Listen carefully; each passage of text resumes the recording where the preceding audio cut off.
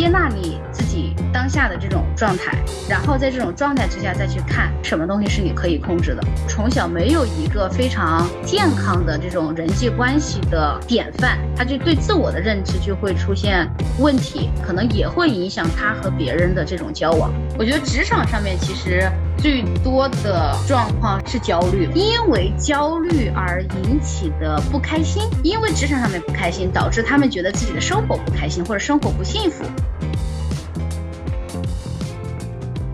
小米，你是什么时候来的美国？2011年，当时在中国本科毕业之后，就到美国这边来上硕士。在中国本科学的是心理咨询相关的吗？其实本科的时候没有把这个学科分得这么细嘛，就是嗯，本科的时候那个专业的名字就叫做应用心理学，然后呢就是4年学了各种各样的心理学的东西，心理学统计啊，发展心理学啊，然后心理咨询啊，还有什么认知心理学啊，就是关于心理学的一些基础课吧。然后其实真正的要分支的话，肯定跟其他的专业一样，也都是在研究生阶段的时候，然后再去分各个不同的就是方向，然后再去具体的去学。在来美国之前，想过自己有一天会成为一名在美国的心理咨询师吗？这个其实还真没有想过，为什么呢？其实之所以当年高考之后去学心理学这个东西呢，是因为我自己读高中的时候是一个就是特别焦虑的一个人。然后就是也会可能会因为自己有这样一个问题，所以可能对于身边人的这种就是心理状态会更加的去关注，所以说就对这个东西其实是非常好奇的。其实读高中的时候并不知道这个心理学到底要学什么，只是知道说如果我想要更多的去了解这个人在想什么，他为什么会有这种感受的时候，需要去学这个学科。其实当时非常幼稚单纯的去觉得说，哦，这个东西是我想学的。其实是真正的进入那个学校之后才发现，哎，这个心理学原来还学这么多其他的东西，就是学什么心理统计啊，学那些东西，然后觉得哦，这个跟我想象的还挺不一样的，因为还有一些涉及到人的那种就是生理基础啊，你就会觉得说，哦，原来还要学这些，就是跟自己想象的还挺不一样的。然后接触到有些学姐啊那些都毕业之后就发现，哎，他们好像也没有从事心理咨询这种专业的这个方向，然后才发现这个东西在国内它没有一套非常完善的培养机制。就是毕业的时候，我觉得说，哎，就是我已经准备好成为一个心理咨询师了。我觉得在那样一个培养的机制下，我觉得我是没有信心说出这句话的。所以说，当时在读本科的时候就会觉得说，这个东西可能在国内的话，并不是我想走的一条路。那个时候其实对于什么认知心理学、脑科学那些还是挺感兴趣的，有点想往 neuroscience，就是脑科学和心理学就交叉的学科。所以说读硕士的时候，其实是想往这个方向走的。但是呢，你也知道，就申请北美的这些大学的时候，有时候就怎么说，算是误打误撞吧。有了一个就是它叫 clinical psychology 临床心理学的一个 offer，然后当时我心想，那我就先去，可能就感觉有点曲线救国的感觉，就觉得说可能这个不是我最终想学的东西，我可能还是会去中途去转成认知心理学或者是脑科学，然后就这样来了。就慢慢的就更多的去了解到北美这边他们怎么样培养他们的心理咨询师的这一套机制，然后对于这套机制越来越了解或得到越来越多的信息之后，我发现，咦，他们的这一套机制是很成熟的，而且我是觉得说，如果我在这种机制培养下毕业之后，我是有信心说我是可以出来做心理咨询的。所以说我最终也没有说去说转别的方向啊，就是真的是把这个项目读完了，在那个项目当中也确实受到了很多就是老师的那种支持 support，因为当年第1年来的时候，语言方面是很拖后腿的，有一个学期的是在我们叫 practicum，还不是实习，这个 practicum 算是实习之前的一段见习。然后在这个见习加实习的这个学期当中呢，会要求你说你必须去积累100个小时的，就是 one to one 和我们的来访，就是做这个来访的时间。然后呢，在接下来的第2个学期和第3个学期呢，就会有真正的实习，而且这个实习就是把你放在就是一个真正的心理咨询的那种机构或者是公司或者是工作室，你会面对面的去和你的来访做咨询，然后在做咨询的过程当中，可能你的导师啊，他们会给一些反馈，然后在这个实习当中，我们是要求每个学期应该是300个小时，就等于说我们毕业的时候就已经积累了大概400到500个小时的真正的和我们的来访去练习的这个时间。所以说我是觉得这一套机制它是很完善的。这个学校的 program 它会有这些就是一套机制，对吧？就是你必须有多少个学分，我们当时学分的是很重的，就60个学分。然后呢60个学分，然后再加上你必须里面是有1个学期的 practicum， 就是那个见习加实习，然后2个学期的 internship， 然后毕业之后你就会觉得说 OK， 我需要去拿到我的执照。那拿到这个执照的过程当中，也是有一套非常完善的一套系统，就是它会要求你在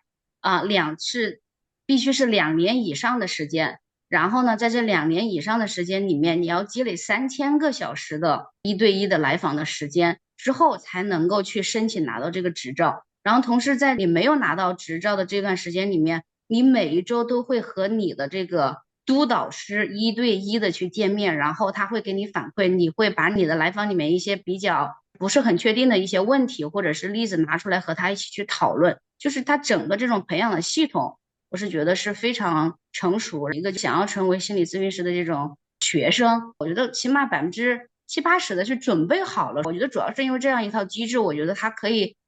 是可以很好的准备我，然后让我成为一个咨询师的这样一个角色的。你还记得第一次去实习的时候，面对一个真正的来访，你当时的感受吗？当时真的，我现在想起来，我觉得我的身体都还能记住当时的那种反应，就是真的就是紧张，因为我们当时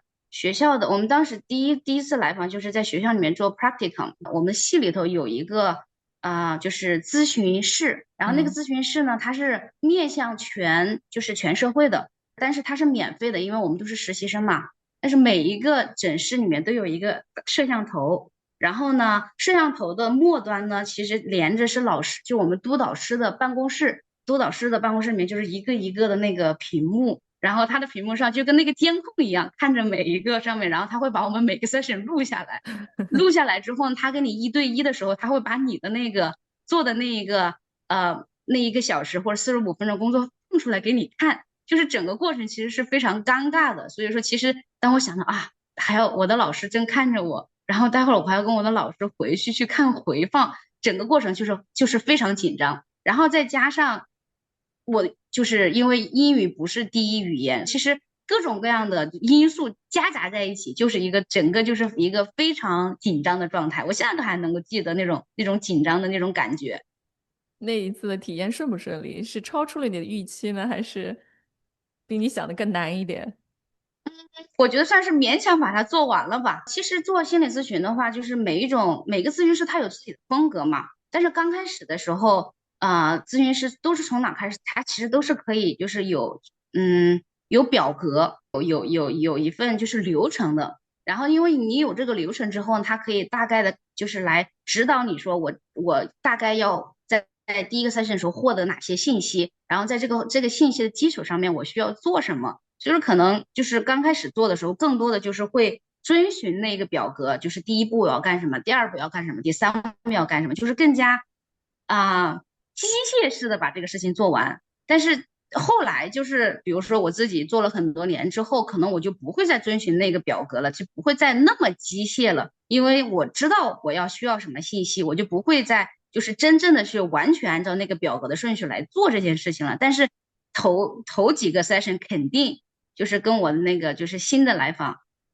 一定是就是遵循着那样就是一个啊、那个流程，然后流程，一步一步把它做完。是的，对，这个流程给你安全感，这是的，是我要 是的，一定要 是的，follow 的，一步又一步，知道接下来干什么。嗯哼。当时的那个来访者他的反应怎么样？来访的话，反应我不知道怎么样，但是我得到的反馈就是他下一周回来了，所以说我觉得这个其实是一种对于我自己来说是一种无形的鼓励吧。他没有说，哎，我见了你一次，觉得这个人在干嘛，然后我第二次我就不来了。所以这个其实一直到现在我因为我自己现在是一个就是督导师，然后我也经常跟就是其他的那新的咨询师，我经常会告诉他们说，可能你的来访不会告诉你说啊 you did a good job，然后或者告诉你你是一个很好的咨询师，可能他们不会这么说，但是他们只要第二周回来，第三周回来，你要就是我们要从这里面去拿到信息，信息就是他对你是认可的，他愿意回来跟你继续工作。其实这就是一个非常正面的反馈，对于我们的工作来说。嗯，那督导当时给你什么样的反馈？然后在屏幕里看自己的表现是什么感受？我觉得当年的我的那个老师，她是一个非常和蔼的老太太。我觉得她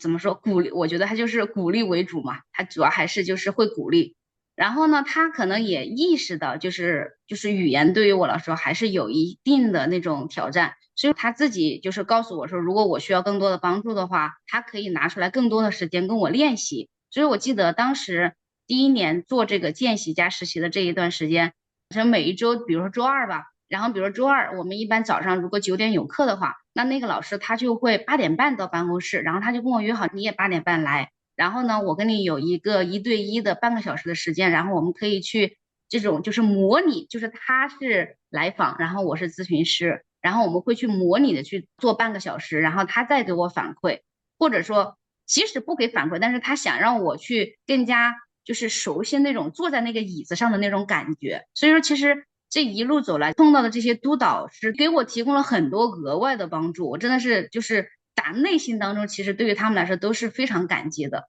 这老师也太好了。是的，这老师非常好，而且包括就是我们就是毕业之后申请每个州的执照的时候呢，州里面会比如说要求学校给 board 就叫委员会吧，给他们发成绩单呀，或者需要学校给他们就是写一些证明或者是解释说我们这个项目是干嘛干嘛，我们上了哪些课，然后我们觉得这个学生是准备好了成为一个有执照的独立的咨询师。因为我后来自己又搬家，而且尝试会申请其他州的执照，其实是需要跟老师再去打交道的。老师也是非常耐心的帮我们把这些东西都做好的。就觉得挺幸运的，因是的，为在真的。北美能够从事这个行业的中国人真的挺少的。然嗯哼。后，语言只是其中一方面，还有要理解他们的文化、他们的历史、他们一些很 subtle、很 detail 的，关系，因为这些细节其实点点滴滴和中国你的成长环境都是完全不一样的。是的，是的，不一样，真的不一样。我们那个当时的那个项目好像是1年招12个到13个人。我当时在的那个州就是亚裔很少。当时我是我们那一届唯一的一个就是少数族裔，我们老师都是白人，然后同学也都是白人。然后我们当时其实上课的时候，他们就会讨论到就这个文化对于咨询的影响。然后嗯，呢，我记得有一个话题就是呃如果你的来访是少数族裔，你怎么样去就是学习他们的文化，或者是怎么样去理解他们的文化对于他的这个经历的影响？当时其实我就提出来了一个问题，我说，那如果咨询师是少数族裔呢？对呀，对，就是会有这样的问题，在心理咨询场当中，就是亚裔是少的，但这些年能够看到是越来越多的。但是我觉得这个也分区域，因为在大纽约区的话，就是亚裔其实是越来越多的，但是在那个就是以白人为主的一些州的话，就是这个是确实很少，确实是非常少的。那尤其你刚来的那段时间，你是怎么嗯哼。去让自己能够更好的理解，在美国文化下成长大的人遇到了心理上的困难，向你寻求帮助，你是怎么让自己去更好的理解他们的处境以及他们的文化呢？嗯，我是觉得，虽然说文化这个部分是很重要的，但是其实归根到底，大家都是人类嘛，对吧？嗯所以说，其实有一些东西的机制是一样的，比如说我们都会焦虑，不管是白人还是亚洲人。然后，那我们焦虑的机制其实是一样的，就是对于未来的一个不确定性的东西的担心，对吧？那其实只要是掌握了这些，就是这个共性，然后再根据这个人他独特的一些成长的一些经历啊，其实就不会说是一个很大的障碍。其实每个白人他还有一个家庭文化的影响，每个人的家庭文化也是不一样的，或者每个人的他的就是从小成长的经历也是不一样的。有一个大的环境文化的东西摆在那儿，但其实还有每个人他其实都有他自己小的那一部分，就是家庭文化或者成长经历对于他的影响。但其实每一个人都是会不一样的，所以说，一方面是更多的去了解他们的文化，但其实这个文化倒不会真的说这是一个无法就是逾越的一个壁垒，说它就是一个很大的障碍，其实不是这个样子的。那你看下来，白人也好，或者说美国当地的人，他们一嗯般遇到的焦虑的原因和我们广大中国公民们从小长大，你提到你高中的时候也经常会焦虑，焦虑的嗯哼。原因上面是很不一样的呢，还是有很多的相似点呢？我觉得分人生阶段，我觉得嗯这个是真的是分人生阶段。嗯，越往后面可能会越像，就是可能比如说进入职场之后，或者是在职场当中打拼了一段时间之后，亚洲人或者是东亚的，就是咱们的这个文化背景下的人和他们可能会有一些类似的东西会更多，因为它这个里面可能更多的就是涉及到工作生活怎么样去平衡啊。或者说是怎么样去跟老板有一个更好的交流啊，或者是怎么样去 manage up 或者 manage down，就是工作当中的这种东西，其实是有类似的。嗯嗯，然后对于青少年来说的话，或者说对于大学生来说的话，可能稍微不一样。美国小朋友或美国的 teenager，他们来做咨询的时候，可能更多是家庭里面的一些 conflict，或者就是家里一些冲突，或者是他社交上的一些东西。但是在亚裔来说的话，他的就是学业上的压力会更大一些。就是嗯这个其实是能够看出来区别的，是能看出来区别，或者说，跟家里的那种冲突。更多的可能是因为学业引起的，嗯，都与学业相关。对，与学业相关引起的一些东西，对，这个还挺明显的吧。但是越往后面来看的话，趋势是可能会更接近一些。嗯，那我回过来说你的这个事业啊，你提嗯到拿到执照要将近3000、4000个小时的训练，嗯哼，你真正是的。拿到的那一刻什么感觉？我觉得这个其实是我觉得是大家的一个共性，就是当我们还没有一个东西的时候，就会觉得这个东西哇好好啊，这个东西我要是如果能够拿到它的话，那我一定会非常开心，那我的生活当中一定就没有其他的烦恼了。嗯但是事实是，当你拿到这个东西的时候，你会觉得哦，OK，我拿到了，你可能没有你自己想象的那么的兴奋。那与此同时，你可能开始去追求下一个你想要的东西了。嗯，因为耗时那么长，付出那么多，等到你真正拿到那一刻，你会觉得我应该拿对，其实到了。这个有点像，比如说我们第一代移民，然后在这边打拼，然后从学生签证换到工作签证，然后从工作签证终于排队排到绿卡的时候，你会觉得啊，我可拿到绿卡的那一刻，可能没有你自己想象那么兴奋。对，因为十几年过去了。是的，是的，嗯嗯哼，真的是嗯，这样的。那拿到了执照之后，接下来这个事业是怎么发展的？在心理咨询这个行业里头，是有不同的机构让嗯你去工作的，然后不同的机构呢，它就会导致你的这个来访的人群是不一样的。所以说，这个其实真的是，没有一个像在集团那种 corp 里面的一个非常明显的一个 ladder，说我要 level one、level two、level three 这样去走。其嗯实，在我们这个行业来说，真的就看你想跟哪一个人群一起去工作。比如说，有很多人他选择在医院急诊室里头去工作，然后有的人选择他去学校工作，有的人他选择针对青少年或者是小朋友去工作，然后有的人他选择去面对去 working class，就是有自己的健康保险的这个人群去工作。其实这里面因为这个机构不一样，导致你接触到的人其实是非常不一样的。然后因为你接触到的人不一样，然后他们带来的问题也是不一样的。所以其实不管你是在哪一个就是机构工作，它的挑战是不一样的。那拿到执照以后，你是怎么选择的？拿到执照之后，对于我来说，其实还不仅仅是执照的限制，对吧？因为当时没有绿卡，所以说只能够继续跟愿意来 sponsor 你的这个工作签证的那个来提供工作签证的这些机构来工作，然后这种机构一般都是就是一些不叫政府，就有一些 funding 的一些机构，他会更加愿意的去支持他们的员工拿这种工作签证啊什么之类的。然后这一类机构当中呢，打交道的人群呢，一般都是会拿政府的一些补助的，就是一些低收入人群。然后呢，这些低收入人群，他们其实是 unique 一些他们的一些 challenge。他们一般是一些什么样比较独有的呃，challenge 的困难？就是比如说父母双方都有一些心理上面的一些疾病，然后导致他们不能够很好的去抚养小孩儿，然后他们的小孩儿就会被送到寄养家庭。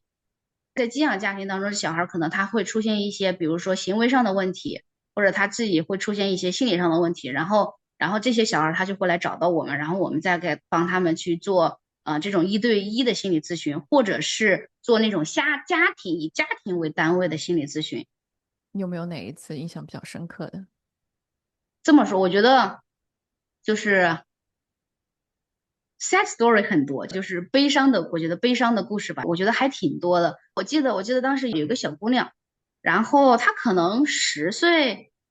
11、12岁，就是还不到听力，应该还是小学阶段。我记得见她，当时问了她一个问题，因为跟小朋友就是去做心理咨询的时候，有时候想要更多的去了解她，可能就不仅仅只是聊她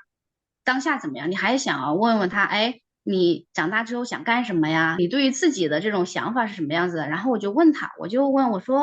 说你长大之后想干什么？然后他跟我说他自己想当一个发型师。然后我问他，我说你为什么想当一个发型师呢？他说就是发型师是他目前接触到的所有的职业当中能赚钱最多的。就是嗯其实我当时听完这句话，我还挺震撼的，因为就会发现这种想象力，你能看到这个小朋友的想象力是被限制的，因为在他的生活当中，他可能接触到的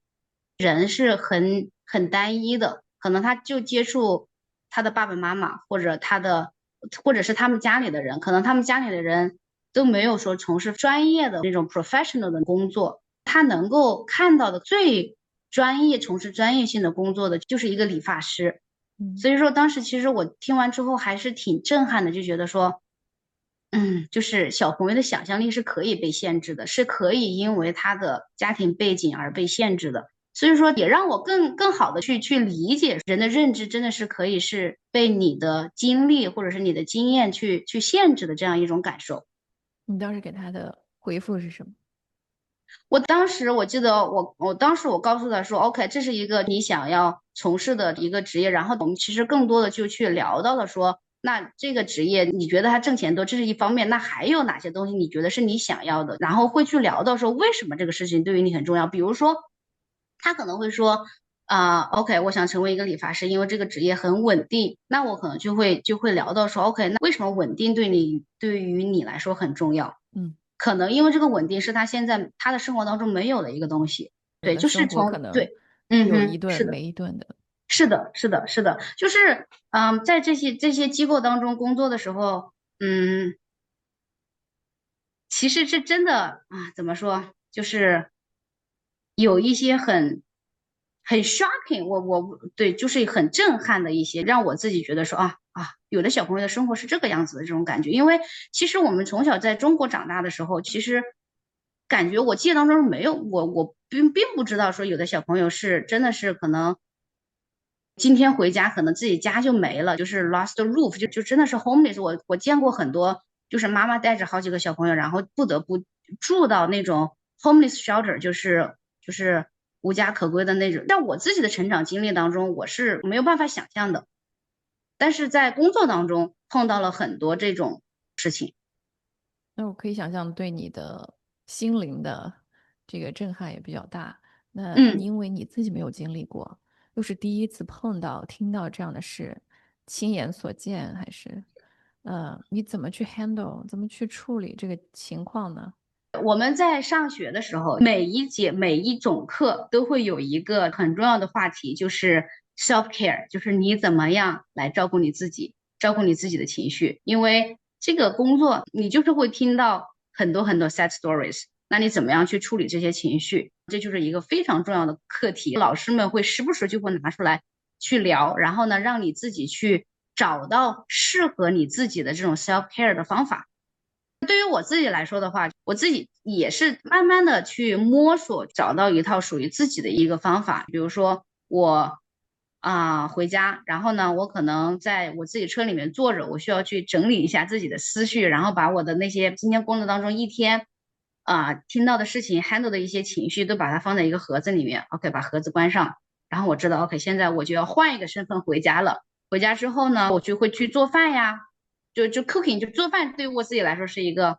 就是自我调整的一个方法，然后你 可能我 cooking 是非去常 meditating 的。是的，是的，是的，然后可能我会回家之后就是去把我们家的狗牵出来去溜一圈呀，就是让自己回到自己生活中的状态，然后再去开始家庭生活，就是有一个这种物理上的这种距离是很重要的，然后物理上的距离它就会帮助我自己的这个脑袋里面去建立一个心理上的距离。嗯，然后你知道我今天把盒子关上了，所有的东西都在那儿，明天我再去上班的时候，我不会遗漏掉任何东西，我再把这个箱子打开，OK，我所有东西都在里面，然后我再把它一项一项拿出来，再来工作。那这个盒子里那么多的案例，你有没有一两个觉得是啊自己真的 make a difference，有了一定的 impact，呃，对这个家庭也好，对这个来访者，由于跟你的交流，让他有了改变，有了正向的改变。这种当然是有的，你可能会看到这个小朋友可以和他的妈妈可以更好的去交流了。一旦他们两个人能够好好的交流了，那这个小朋友可能他的自信心也提高了，他更愿意去交朋友了，他的抑郁的水平也降低了。那这种其实对于我们来说都是一个非常好的正向的反馈。有人会问我说，是什么事情让你决定说第二天你愿意回来工作？然后我时常就告诉他们说，其实通常是那些父母给我们的反馈，就是那些反馈是非常有力量的，就是会觉得说我的工作是有意义的这种感觉。那如果这个盒子里面有1000张卡片，嗯。有哪几张卡片你愿意分享一下？就是具体的故事，他们发生了什么？你对他们造成了什么样的影响？有一个 client，当年我跟他一起工作的时候，他应该是刚刚进入青春期，然后呢，他是在一个寄养家庭。他当时找到我们的时候，他是有一些暴力行为，就是他可能在学校里面喜欢跟同学起冲突，就是会动手的那一种。然后他被学校也是就不叫退学，就是 suspended，就是你这3天你不能来上学，因为你跟这个小朋友发生了冲突，一个男孩子。我为什么对他的印象非常深刻呢？因为我刚开始和他一起工作的时候，其实我自己的压力是非常大的。因为说实话，我自己是有点害怕的。虽然说他才就是刚进青春期，但是他的个子是很大的。然后因为我自己就是一个个子不高、体型很小的这么一个人，我和他站在一起的时候是有很鲜明的对比的。所以说我记得当时。我这样往后面倒一点，其实我自己就是你刚刚问到一个问题，就是我怎么样去处理我自己工作上的那些东西，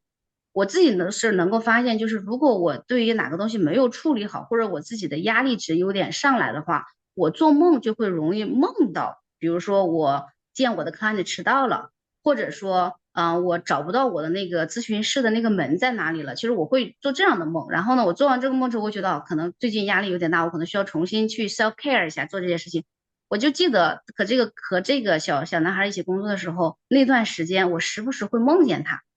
然后嗯梦见他干什么呢？梦见他在和我一起工作的时候有一些暴力行为，倒不是说去打我，比如说他会用球去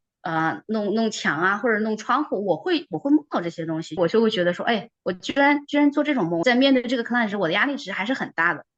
对，但是和他一起工作的时候，然后和他的寄养家庭一起工作，这个里面主要的核心其实是让这个小朋友重新能够感受到爱。这个东西可能说出来有点虚，但是其实在跟小朋友打交道的这个工作当中，这是一个很重要的事情。因为小朋友自己的原生家庭有些问题之后，在不同的寄养家庭里面去转展，就是他会今天我3个月换一个家庭，3个月换一个家庭。他其实会觉得说，就是我自己是不被爱的，我自己是不被接受的。那当小朋友有这种感受的话，他其实他对于他自己的情绪的处理，然后情绪处理有问题，如果情绪处理出现问题的话，我们看在小朋友身上看到的就是暴力行为。你是怎么样把他的暴力行为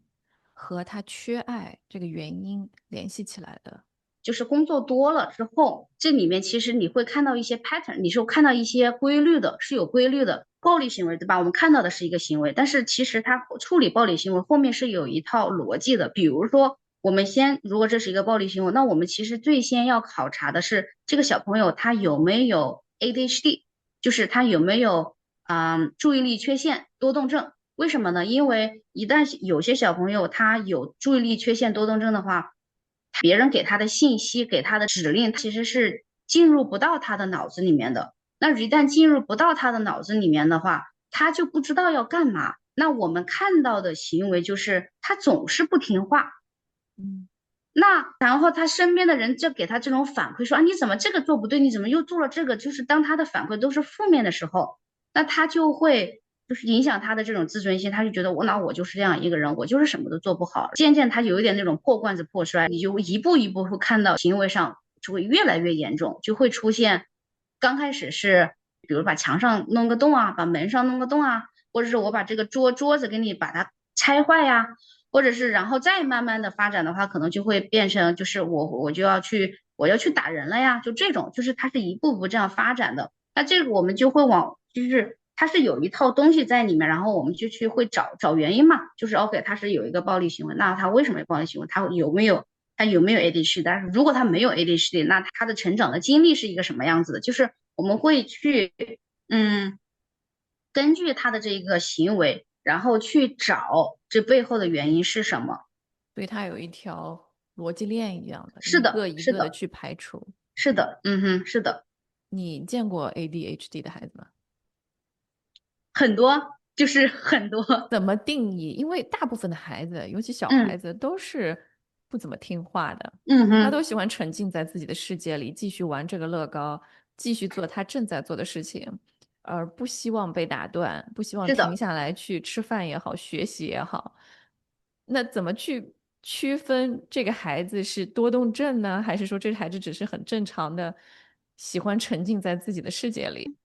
你这个问题问的非常好，因为小孩子他本身他就是一个非常多动的一种状态，对吧？有些父母他过来他就跟你说我的家孩子有 ADHD，那这个时候其实我们是需要去帮他纠正一些概念上的东西，比如说你们家孩子3岁是一个男孩子，然后呢，你觉得你们家这个3岁男孩子这个行为，他会不会发生在大多数3岁男孩子的身上？如果真的就是这个年纪的小朋友，他都会出现的一个行为，那我们就不要给他贴一个标签说这是 ADHD。但是如果你说我们家小朋友他的这个行为不会发生在其他小朋友的身上，那我们就要进一步的去看他还有哪些行为，因为就是心理学的诊断，它不是说啊，只要他开始多动，他一定就是多动症，不是。他比如说一个 ADHD，我们是有18条那种就是诊断的标 checklist。准，然后我们去看他有其他的哪些行为，然后符合他 ADHD 的这个诊断。嗯，一般最重要的几个要求或者说是标准是什么？因为 ADHD 它是分3种嘛，你看它的名字就是 ADHD，对吧？还有一个叫 ADD。有些小朋友他是只是注意力缺陷，他不会多动，他不会非常上蹿下跳的去跑来跑去啊，蹦来蹦去，只是他坐在这儿看似很安静，但是可能老师跟他讲东西的时候，他开始神游了，对吧？这个是 ADD，他只是注意力缺陷。然后呢，还有小朋友呢，他就是 hyper，你会看到这种他就是上蹿下跳的。然后呢，然后第三就是 combine，就是合在一起的，就它既有注意力缺陷，也有这种非常 hyperactive，就是非常多动的这些行为在。就是其实注意力缺陷多动症它其实是分3种型，就是 type，也不叫型号，就形式。是就形式对。然后呢，它的每个里面的就是具体的就是表现出来的行为是不一样的。那你们是不是要去量化测量这个？是的，ADHD 是一个更加特殊的一个东西，因为你不能够只是听到父母的反馈。我们在做心理诊断的时候，我们要看这个行为它是只发生在某一个特定的环境当中，还是会发生在所有的环境当中。如果它只是发生在一个特定的环境当中，比如说这个小朋友，他只是跟他父母在一起的时候，他非常的不听话，他非常的 hyper，但他在学校里面非常听话，他也能够完成作业。老师也不认为他有行为上的问题，那这个时候可能是父母的这种教养方式，或者是互相之间的这种交流或者 interaction 的这种方式出了问题，哪一个地方肯定是不对的。所以说做 ADHD 诊断的时候，我们需要看他的这个行为是不是发生在多个环境当中，可能他这个行为既发生在家里，也发生在学校，然后也发生在妈妈带我出去玩的时候，在 library 或者是在 park， 在哪个地方都会出现同样的行为，那这个时候就会更容易让我们看到说 OK， 这是一个普遍存在的一个行为，而不是在某一个特定环境中才会出现的一个行为。多动症的孩子如果不进行治疗，他随着自己年龄增长会慢慢好起来吗？这个不会。ADHD 它是一个脑发育的一个问题，对不对？如果一个小朋友他有 ADHD，而且在他很小的时候你就看到这个 ADHD 对他的生活学习有影响的话，那么在这种情况下，你不加任何干涉或者治疗的话，后面对于他的影响会越来越大。为什么呢？因为比如说6岁小朋友，他在幼儿园或者1年级的时候，只需要学习数学和语文，比如说，那他在这个时候他就已经有了这种就是对他有影响，他就完成不了作业，对吧？那他越往后面需要他 handle 的东西会越来越多。如果一个小的东西他都不能够 handle 的话，没有这个 capacity 去 handle，那要 handle 的东西越来越多的时候，那他就更加没有办法去 handle。那还有一个这种类似的例子是什么呢？就是其实我们在工作当中会接触到越来越多的成年人，然后会慢慢的意识到说，哎，我可能有 ADHD。那为什么他小时候没有发现这个事情呢？是因为可能他小时候这个 ADHD 对他有一定的影响，比如说我可能别人花半个小时能够写完的作业，我需要花45分钟去写完这个作业。或者我要花1个小时去写完这个作业，那其实这1个小时我是可以花的，我是有这个时间去花在那个上面的，对吧？就是别人写了30分钟，我写1个小时，OK，那我就少玩一会儿嘛，其实也没有说多大的影响。那他可能也就用自己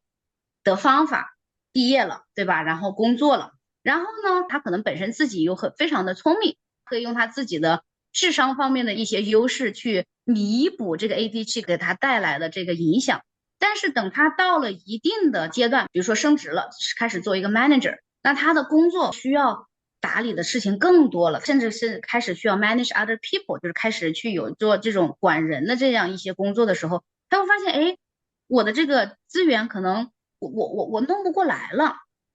然后他才会发现，哦，原来我从工作 A 换到工作 B，或者从工作 B 换到工作 C 的时候，需要花更多的时间。但是因为我有 ABCDEFG 这么多工作，我就没有这么多的资源去让我去把这些工作做完了。然后他才会发现说，哦，其实我的注意力是有一些问题的。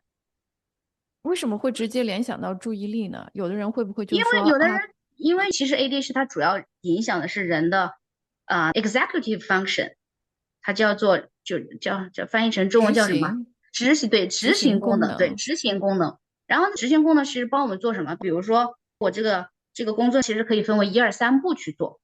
对吧？然后呢，比如说我有 A、B、C 3个工作，但是我觉得这个 C 工作其实是最重要的。然后它可以帮你自己去排序，说我先把这个 C 做完，然后呢，我待会儿下午再做 B，然后呢，我待会儿再做 A，然后但是 A 呢，我有1、2、3步，我只需要把 A 的那个第1步做完就可以了。但是 ADHD 的人，他主要就是他的执行功能在这个地方受到障碍之后呢，他就没有办法很好的去管理他的时间了。比如说，老板可能觉得 B 更重要，但是他没有这样一个能力去 sense 说，哦，这个 B 是最重要的，那我就先去做了 C。但是其实这样的话，可能在工作当中给你的负面的反馈就会越来越多。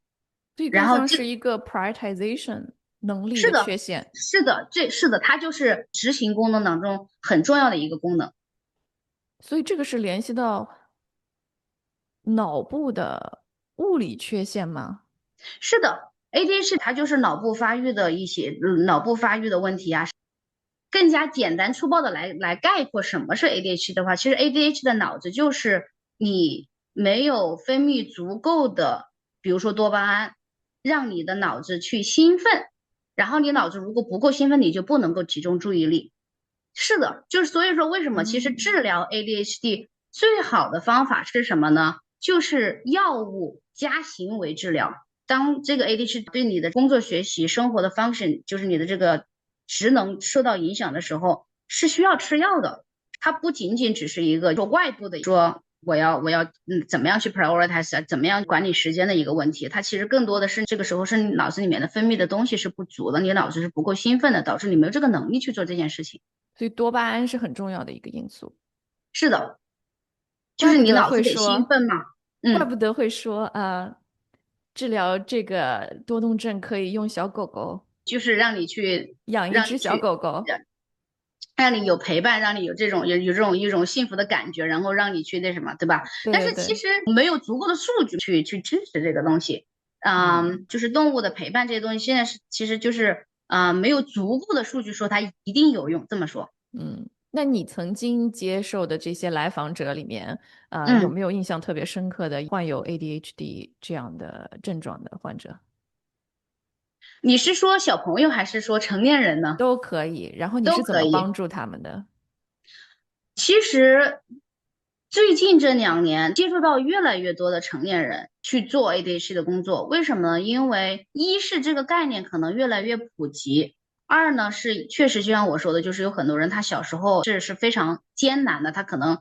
是 struggle 的一种状态，但是可能慢慢的到了成年之后，他才会意识到说这是一个 ADHD 的问题，他可能才开始找到这个原因，然后他才能够更加有针对性的去处理这样一个问题，处理 ADHD 给他生活带来的一些困扰。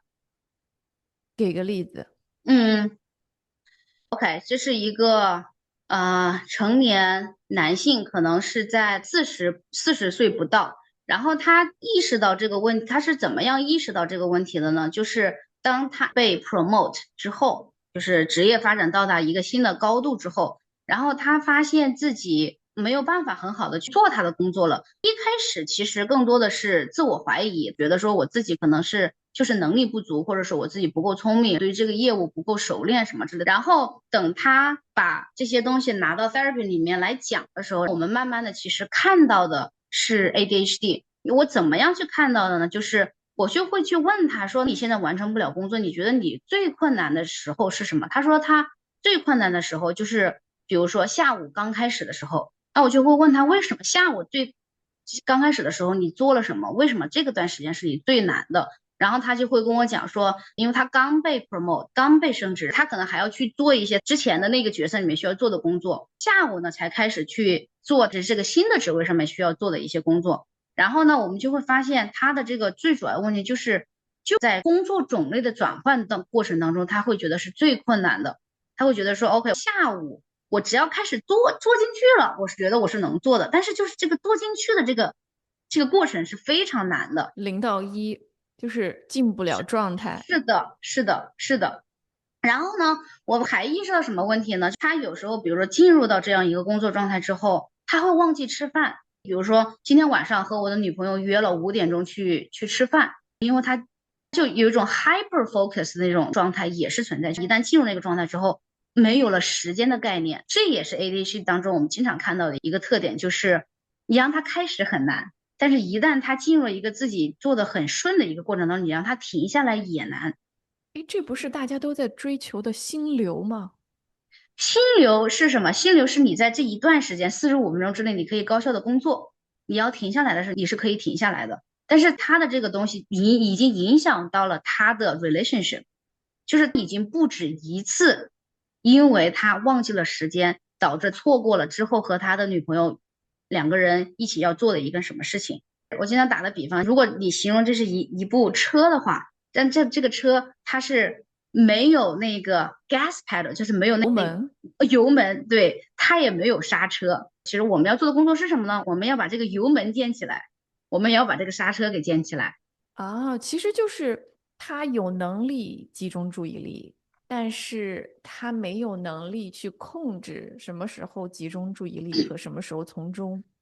解是的，脱出来。是的，所以这就是 executive function。那你是怎么帮助他的呢？所以说他的这种一般 ADHD 的话，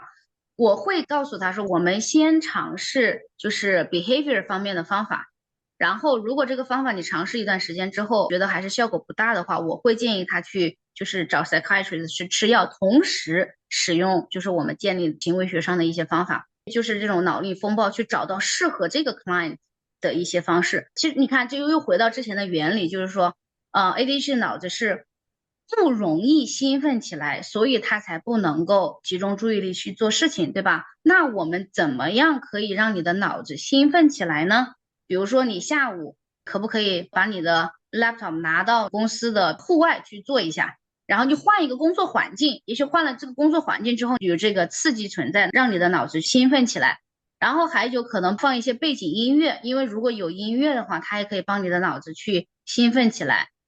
或者说，比如说很多小朋友需要用这个方法，就是坐在一个 yoga 波上面，这样的话你的身体是动的，你身体动的话，其实它是给你的脑子是有刺激的，有刺激之后，然后帮你的脑子兴奋，然后帮你自己去集中注意力的。或者说他可能觉得说他容易被分心，那分心的东西是什么？分心的东西可能是比如说背后有同事走来走去，那么这个时候你可不可以给自己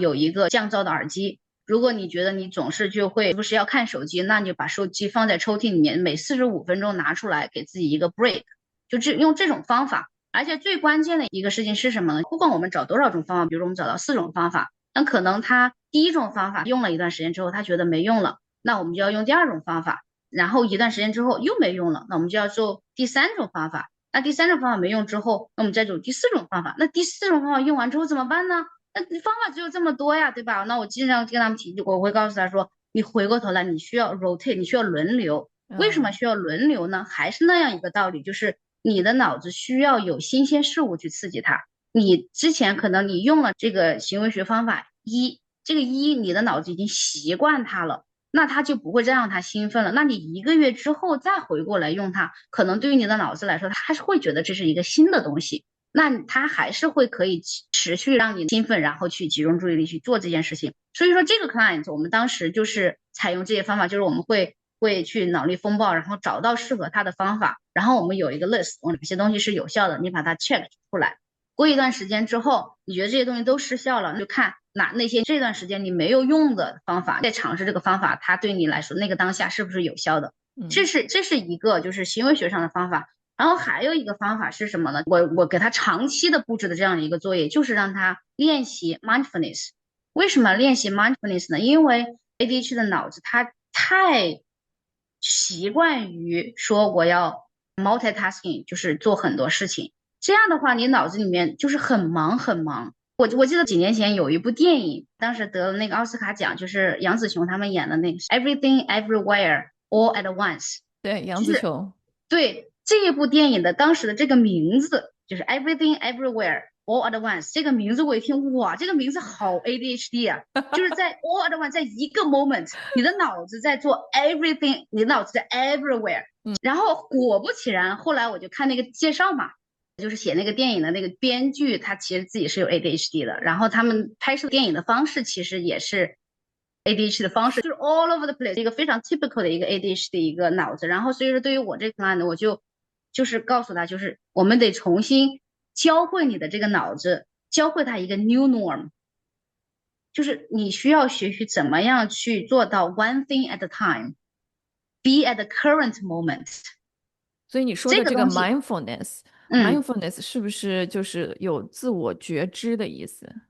是的，自我觉知。然后你要知道自己的脑子在哪里，你要知道我当下在哪里，你要知道我的脑子在当下应该干嘛。嗯，而且你要有知道说，我脑子，哎，我现在我飞走了，你要有这个认知，你要有这个意识，是吧？然后你才能够把它拉回来。所以更好的能够观察自己，是的，更好的观察自己。是的，就像有另一个小人在旁边看着你的脑子里在想什么，然后真的是指导你。这样的。嗯哼，嗯哼，那这是一个成年人，然嗯后你告诉他你有 ADHD 嗯多动症症状，嗯成年人这个访问者能够很好的接受这个事实吗？嗯，case by case by case，有的人其实他是非常愿意听到说，哦，finally，我终于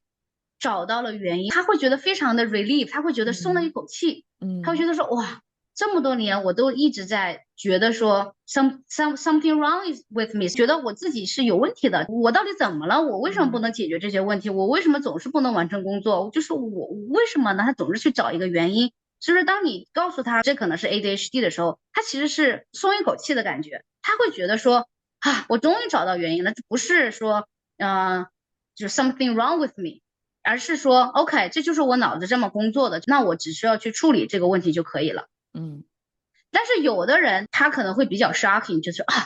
为什么是这样的？但是我是觉得现在的这个 ADHD 的这个词汇的普及度，让我们的这一个工作变得容易了。因为当你说这是 ADHD 的时候，他不会说非常 shocking，说Oh my god，我这个东西是什么？我是不是得了绝症什么？不会这样，不会因为特别的这个东西抗拒。他不会特别抗拒。这就为什么我们经常说就是。要普及心理健康，然后要提高大家的对于心理健康的这个意识。为什么要提高这个意识呢？其实也表现在这些方面，就是当你听到这些词，当你就是面对这样一个问题的时候，你知道这不是一个绝症，或者是 you're not alone，就是你不是唯一一个在面对这个挑战的人，那这就是你知个治得道自己 好吗？那这个 ADHD 吗？ADHD 它治得好吗？ADHD 只能说控制它对你的生活、学习、工作带来的负面影响。如果你能把它控制的很好的话，它其实怎么说共存，就是你 This is who you are，就是因为 ADHD 的人他也有他的优势，对吧？就是 ADHD 的脑子它可以非常的有想象力，它的创造力非常的强，因为它总是要 think out of the box 的感觉嘛。而且它可以长时间 hyper 专注。是的，是的，所以说这个东西不是说一个坏的事情，只需要控制它对你正常带来的负面的生活的影响，影响。对，控制它对你的自然产生的负面的影响，同时就是要利用它给你带来的这种优势。这就是 who you are。其实，当你真正能够理解说 this is who I am，这就是我的时候，那其实你就更加就是容易去看到说，OK，我更加愿意去接纳说，这个部分给我带来的短处，然后呢，我只需要去控制它，我只要去有意识的去 work on it，减少它对我产生的负面影响就行了。那你能够帮他从0到1开始启动，装个油门儿，那你怎么帮他装刹车呢？装刹车同样的，这就是要采用一些就是行为学上的方法呀。可能比如说他需要给自己定闹钟，他的女朋友可能需要在那个提前给他打电话。这就为什么每个人的这种 supporting system 是很重要，就是你不是你一个人，对吧？你的生活你是有一个支持系统的。那这个时候可能你需要去利用你的支持系统来帮你去对抗这样一个挑战。可能这个时候5点钟你要从办公室出发，可能需要你女朋友4点45就给你打个电话，发一个 text 说你现在就要去 wrap up，你现在就要开始去准备，说5点我就要去结束，我需要看看手头有什么工作，赶紧把它收尾的就收尾了。如果他有 ADHD，然后强迫他定一个闹钟也好，有人提醒也好，从那嗯个非常高度集中的状态中抽拉出来，他会嗯，不会觉得不舒服？所以说他需要 wrap up 的时间呀，对吧？不是说我5点一到，电脑一关我就走了，你也是需要就是有一个缓冲嘛，而且这个其实也是 executive function 里面很重要的一个部分，就是你需要学会怎么样去 wrap up。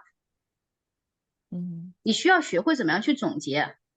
你需要学会说，我今天剩下只有1个小时，在这1个小时之内，我只能做什么？你不能够说，OK，我不管这些，我就开始做，然后呢，我也不管我只有1个小时，那这个时间控制是一定有问题的。那你怎么能够 tell 这个是本人有 ADHD 的问题，还是说他就是比较自我为中心？这是一个很好问题。自我中心的人，确实就是我不管其他的，任人的何人，对吧？我需求。去需求，我就以自己。那这个是其实我们就是可以通过了解他生活当中其他的方面，对吧？你会发现他有女朋友，你会发现他有其他的朋友，你会发现他和同事的关系也很好。那你就知道他在人际关系处理方面是没有问题的。那只是你可以帮你去排除这样一个问题。嗯，只是在某一种特殊的情对，况下，对，你看，在他无法一个某，抽离。是的，这就是回到我之前说的，就是他的这个行为是只在这样一个特定的环境下出现的，还是在他其他的那个就是环境呢都会出现。比如他是一个非常自我中心的人，可能我们看到的是什么，他可能没有办法跟同事和睦相处。那我们看到的就是他的行为的习惯，就是他可能3个月跳一次槽，他会告诉你所有的身边的人都是怎么样对他不好，然后他没有任何朋友，可能曾经有过朋友，但会因为某些事情跟这个朋友就没有了任何的来往，然后而且这种事情会反复发生。然后他可能也没有一个稳定的这种亲密关系，即使有亲密关系，可能也只是短暂的1个月、2个月，这种就是行为上的反复出现的规律，东西。对规律，对规律，然后你就可以判断说他这到底是自我中心呢，还是 ADHD。你有接触过由于自我为中心而导致各种relationship 出现问题的 client 吗？嗯哼，嗯哼。其实我大概总结了一下，做 therapy 的时候，我们的来访大概就是有哪些问题，其实很普遍的5大问题吧，算是。第一就是焦虑，这个焦虑就是最普遍的东西，然后因为这个事情来找到我们。还有一个就是抑郁，然后呢，这也是相对比较普遍的。然后还接下来就是人际关系，然后这个人际关系里面呢，可能就是涉及到，比如说，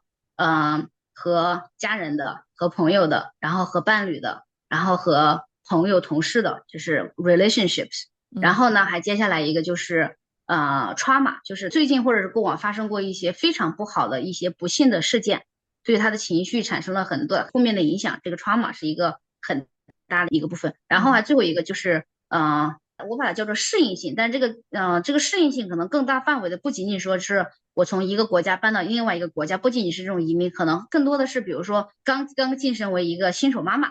或者说我刚刚结婚了，就是进入一段新的关系，或者是一段关系刚刚结束了或者说是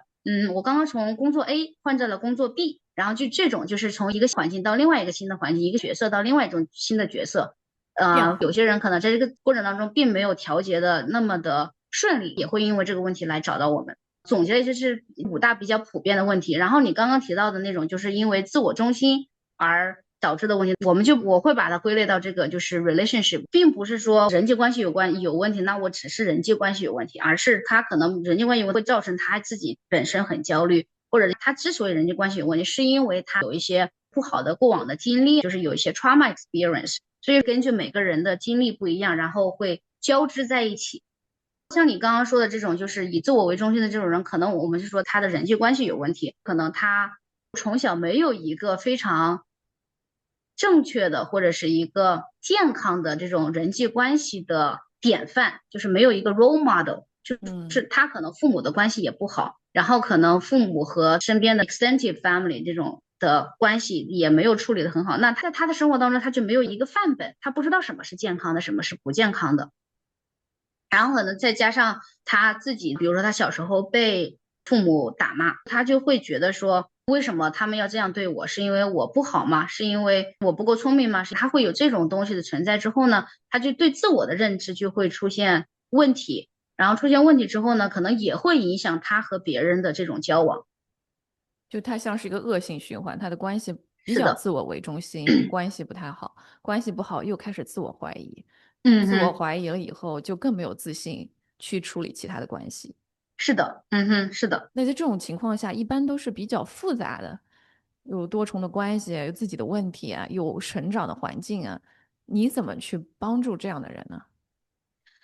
这种一般如果是关系出现问题的，那从最开始的时候我们要做的是什么？其实我们要做的是观察他的这种交流的方式是什么，他的这个 communication 是一种什么样的方式。那可能这种时候我们更多的跟他去练习，比如说一跟他的伴侣讲话，那他可能就是你今天怎么了，你又怎么，就是更多的这种 finger point，对嗯，吧？其实明明可能他自己是有一个需求的，因为表达表达方式。方式有问题，或者是他的表达的这种态度有问题，导致对方即使他能够满足你的需求，他也不想听到你的需求是什么。那这样他就是一个恶性循环嘛。那这个时候可能我们要怎么样用健康的方式去表达？去交流，最经常用到的一个方法就是 I statement，在你表达我需要什么的时候，就是要以我开头，就是我今天有一些 upset，我今天有一点生气，是因为我认为就是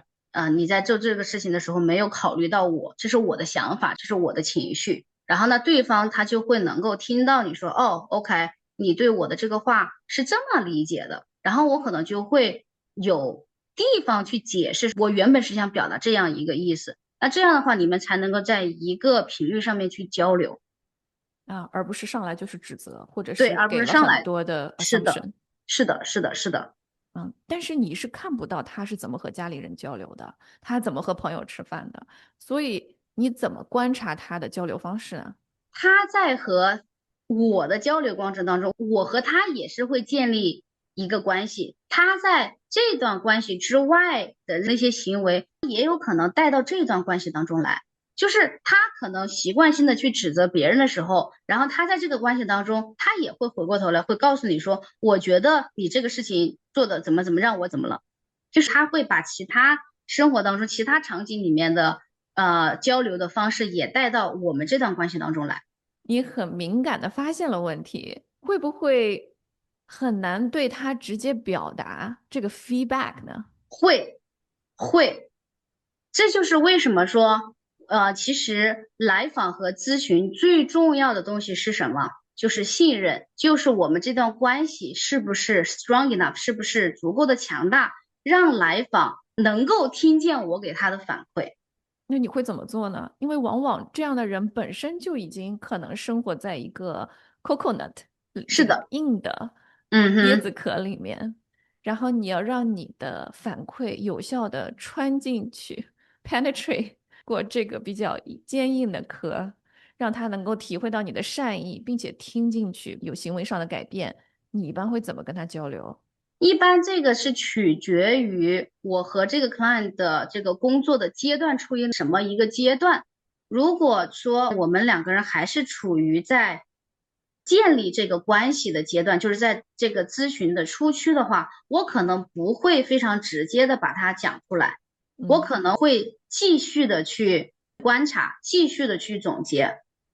然后等我觉得我们的关系有一定的信任的时候，我不会直接告诉他说这是你的问题，你有这个问题，你总是去指责别人，我可能不会说，但是嗯。我会把我看到的东西总结出来告诉他，我会告诉他我看到了你的这样一个行为，你觉得我的这个观察是不是准确的？你怎么样认为？如果你觉得不准确，哪个地方不准确？我们不想把我们的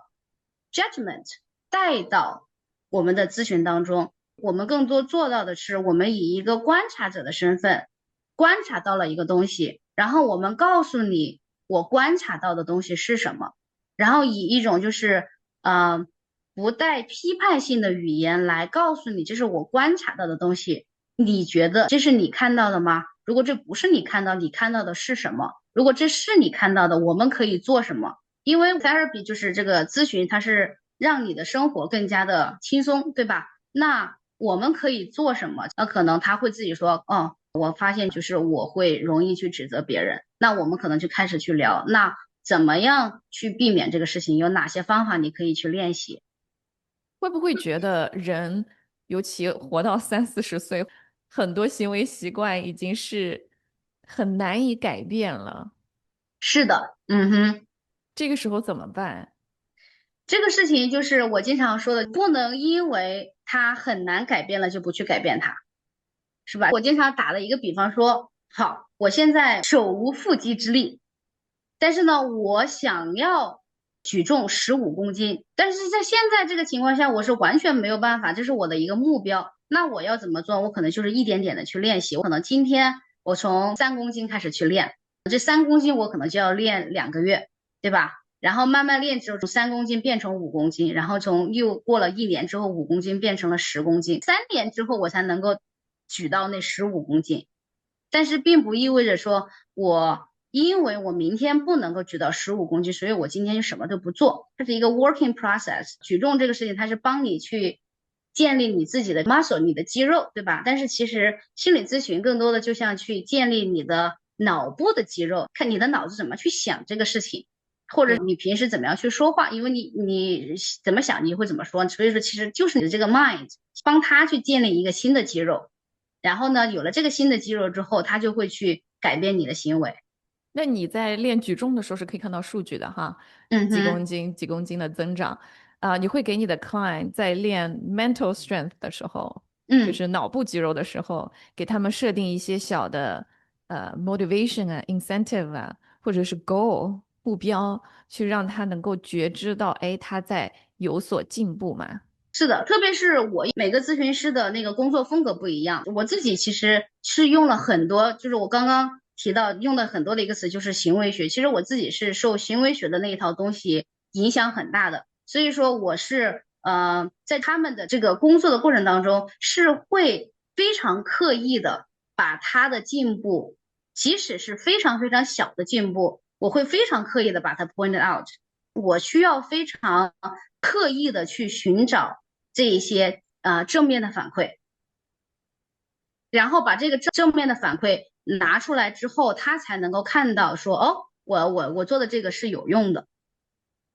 甚至比如说，如果我不知道他跟别人的交谈当中有哪一些进步，但是我可以从他和我的对话当中去刻意去找一些正面的反馈，告诉他说，哎，你看你今天跟我的这个表达方式，如果是去年的这个时候，你会怎么样说？然后他说啊，他可能自己会想啊，我可能会这么说，但今年他换了一种方法说，那这个时候我就会 point out，我就告诉他，你看，这个就是我们经过这段时间的练习之后，你自己给自己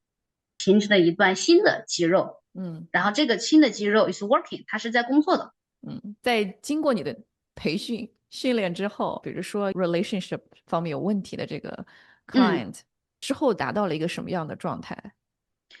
接下来达到的状态，他可能会意识到自己就是可能处理不好关系，对吧？然后他可能会选择和他的 partner 先分开一段时间。就是有的人他可能会觉得说，哎，做完 therapy 之后我和 partner 分开了，但有时真的分开不一定是不好的事情。他会有这样的就是认知，觉得说，哎，我们这样做是在互相伤害。可是那你在教也许，他怎么更好的交流，嗯哼，作为结果，他选择分开一段时间。对呀，有这样的 client 呀，但是分开这个事情，它真的不一定就是一个不好的事情。所以，比如说 couples，他们过来做这种就是婚姻咨询，对吧？我经常跟他说，做婚姻咨询，我们的结果不是说一定让你们分开，还是让你们在一起，而是说婚姻咨询做完之后，你们两个人不管是分开还是在一起，你们俩这个你做的这个决定是基于理性的思考，而不是基于你自己的情绪。那所以你来评判你这个治疗过程或者咨询过程的嗯。结果好还是不好，主要基于这个来访者他个人的体验和感受有没有所进步。是的，而且还有一点就是，我希望他变得更加的理智，嗯不是变得更加的乐观。因为很多人他对心理咨询是有误解的，他觉得做完心理咨询，我就是不再悲观，我就会天天非常开心。不是的，其实是更加的理智。你所谓的理智，意思是不那么容易被情绪所控制吗？是的，就是接纳自己的这些情绪，就是我会有情绪，那我接纳这些情绪，而不是在这个情绪的冲动的基础上面去做一些不理智的行为。那你后来观察到了这个来访者他自己个人的状态变得怎么样了？在训练之后，训练之后，这个东西呢，有的人他可能会中途的退出，为什么呢？因为他会觉得说他没有准备好去做出这样一个变化，因为嗯。他当你听到我把这个事情指出来，我告诉他说，哎，这是我观察到的东西，你自己怎么认为？他可能也会意识到，我但愿他能够意识，他可能意识到了这是他的一个问题，但是他又因为害怕改变。或者说他因为觉得说，哎，我 therapist 他居然在指责我，那这个时候他可能会退出咨询。嗯。那退出咨询的这一部分人，他其实并没有做好这个准备去改变。然后来访如果能够就是继续的去做这件事情，那么你就会能看到他其实是有这样一个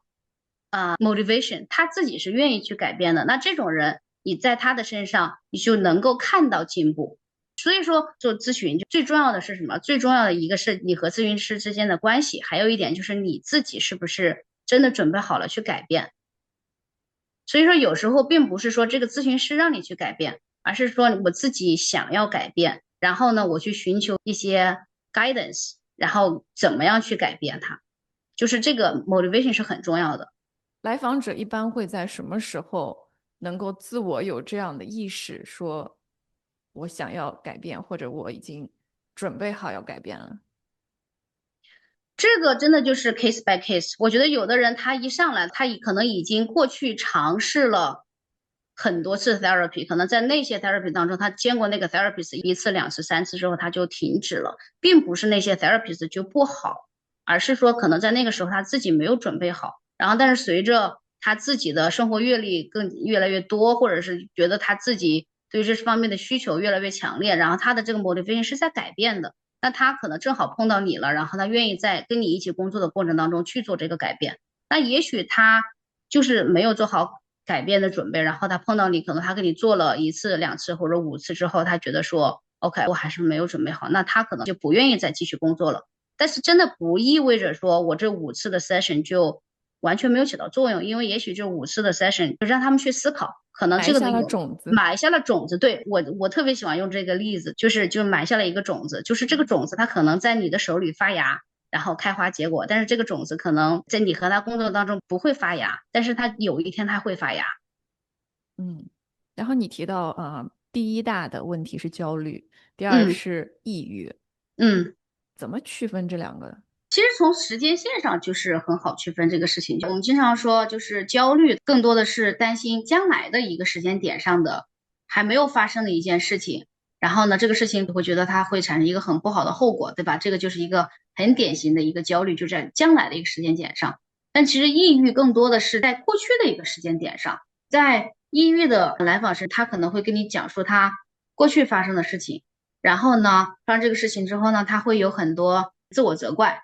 然后呢，他会觉得自己不够好，他觉得自己不应该那样做。然后呢，抑郁它表现出来的一些症状也是不一样，就抑郁它可能更多的是比如说体重的变化，然后睡眠的变化，然后他整个人是没有精神的啊，他没有这种能量去做事情，他没有能量去工作，没有能量去学习，他甚至没有能量起床，起床对他来说是一件很困难的事情。然后呢，他可能觉得说。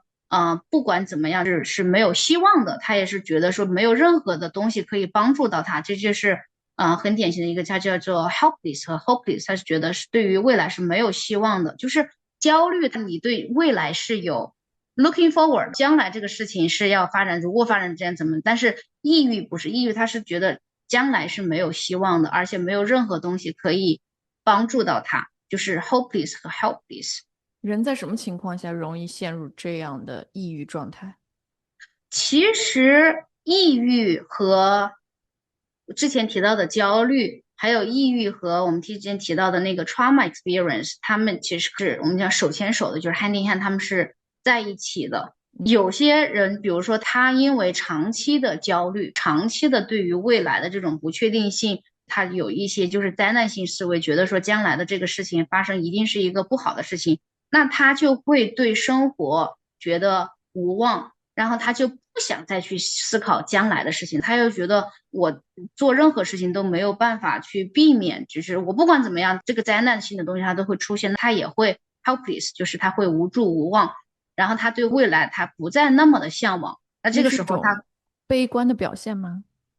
悲观，对，是的，然后再继续发展的话，可能就会发展到就是抑郁的程度，或者是达到临床上面抑郁的一个标准。嗯，所以焦虑可以引起抑郁，是的，是的，这两个他们其实是 hand in hand，他们两个人是手牵手的。抑郁的人也可以有焦虑啊，就反过来是也可以。就也反过来也可以，是的。然后他会焦虑说，我永远不会好怎么办？明天这个我又起不来床怎么办？我明天又要去上学，但是我根本完成不了作业怎么办？就是进入一个非常负面的一个闭环。然有这样的后案例吗？有，我曾经有一个，我记得那个小女孩是，当时我见到她的时候，她刚刚从大学退学，应该是20，可能就是20，因为她读大学读了1年，然后不得不从大学停学，然后回到家。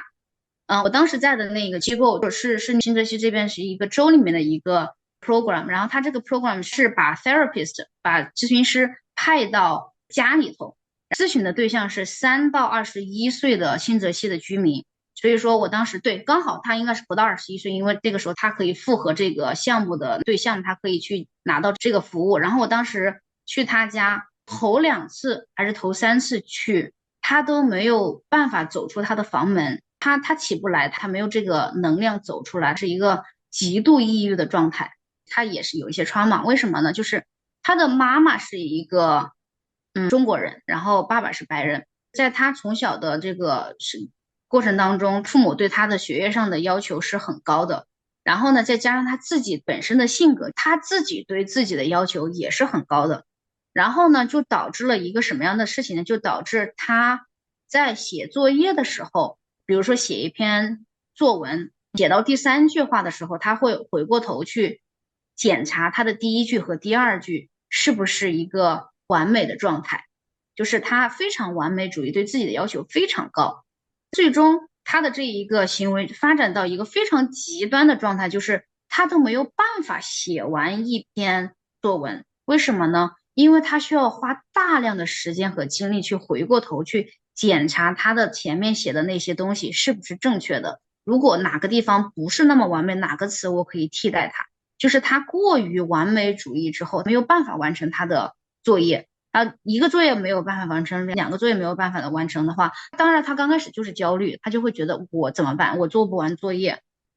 对吧？然后呢，我毕不了业，我这个学期我这个学分修不完怎么办？他就刚开始就是焦虑，然后到后来慢慢的他就会开始觉得说，OK，我毕不了业，我完成不了这些学分，对于我来说意味着什么？就觉得我太差了，我太笨了，我怎么这个东西都做不好？他就会发展成为自我怀疑，自我怀疑之后，他就会觉得说我不值得这个世界上面的任何东西，他会觉得说他喝一口水都是在浪费资源。这是他在最极度就是抑郁的时候，他跟我分享，他觉得他在他们家床上睡着，他觉得他占用了资源，他觉得他不配有这个资源，就是极度的抑郁的状态。对，在大学应该是上了第1个学期，然后第1个学期没有上完，然后回来。他在高中有类似的状况吗？还是这他在都是？高中有类似的状况，他高中是勉强毕业了，然后但是在大学的时候，就是第1个学期的时候就猛地爆发了，就没有办法继续学业了。那我相信这个可能是 over the time 这么多年慢慢嗯哼，积累出来的。你有跟嗯哼，他的家里人或者和他聊过他是怎么成长的吗？一般是嗯哼，什么样的因素会导致他到了这一步？就是你去他们家，因为当时是 in home 去他们家，其实可以更全面的了解他的这种生活环境嘛。去到他们家之后，那个餐厅那个部分有一个那种展示柜，全部是他得的 trophy，他得的奖杯，他的奖牌，就是他从小就是具体是什么运动我想不起来了，就是他有一项自己擅长的运动，然后那个运动得了很多奖，然后他自己特别喜欢画画，然后他画画画的也很好。然后就是一直是属于那种 A student，就是他一直就是属于很优秀的学生。然后突然就是开始就会觉得说，哎，怎么完成不了作业了？然后为什么会完成不了作业？就会开始做 therapy，然后开始去做各种各样的测试，然后去发现问题嘛，就是为什么？就所以这中间没有一个过渡吗？这个中间的过渡就是他的作业越来越难完成了呀。所以这是什么原因导致的呢？只从一个那么优秀、各方面都很像看上去比较完美的状态，嗯哼。突然崩塌到这么极端的无法完成作业、无法完成学业、无法下床、无法出房门的状态。之前他肯定从他能完成作业，为什么呢？是因为比如说别人花了1个小时写完作业，他花了3个小时，对吧？然后呢，再慢慢的就是我们看似是完成了作业，但是他已经开始 struggle 了。只不过那个时候，因为他的作业还可以完成，因为表现看起来一切都是正常的，所以没有人介入这个问题，他也没有跟他父母去聊过这个问题。这个东西一定是一个过程，但嗯，是呢，就是他这个过程当中，他自己自我 struggle 的那一部分，他是没有拿出来跟他父母分享的。如果他分享了，肯定父母在那个时候如果能够介入的话，就后面事情就不会发生啊。但他一定是爆发之后才介入。可能进入大学，工作量翻倍也是一个催化剂。是的，大学当年他的第一个学期，他好像跟我说他修了好像是 register 了21个学分还是多少，就是一个 significant 比一般的那个学分要高一些的那个学分，嗯他会有这种就是对自己有非常高的 expectation。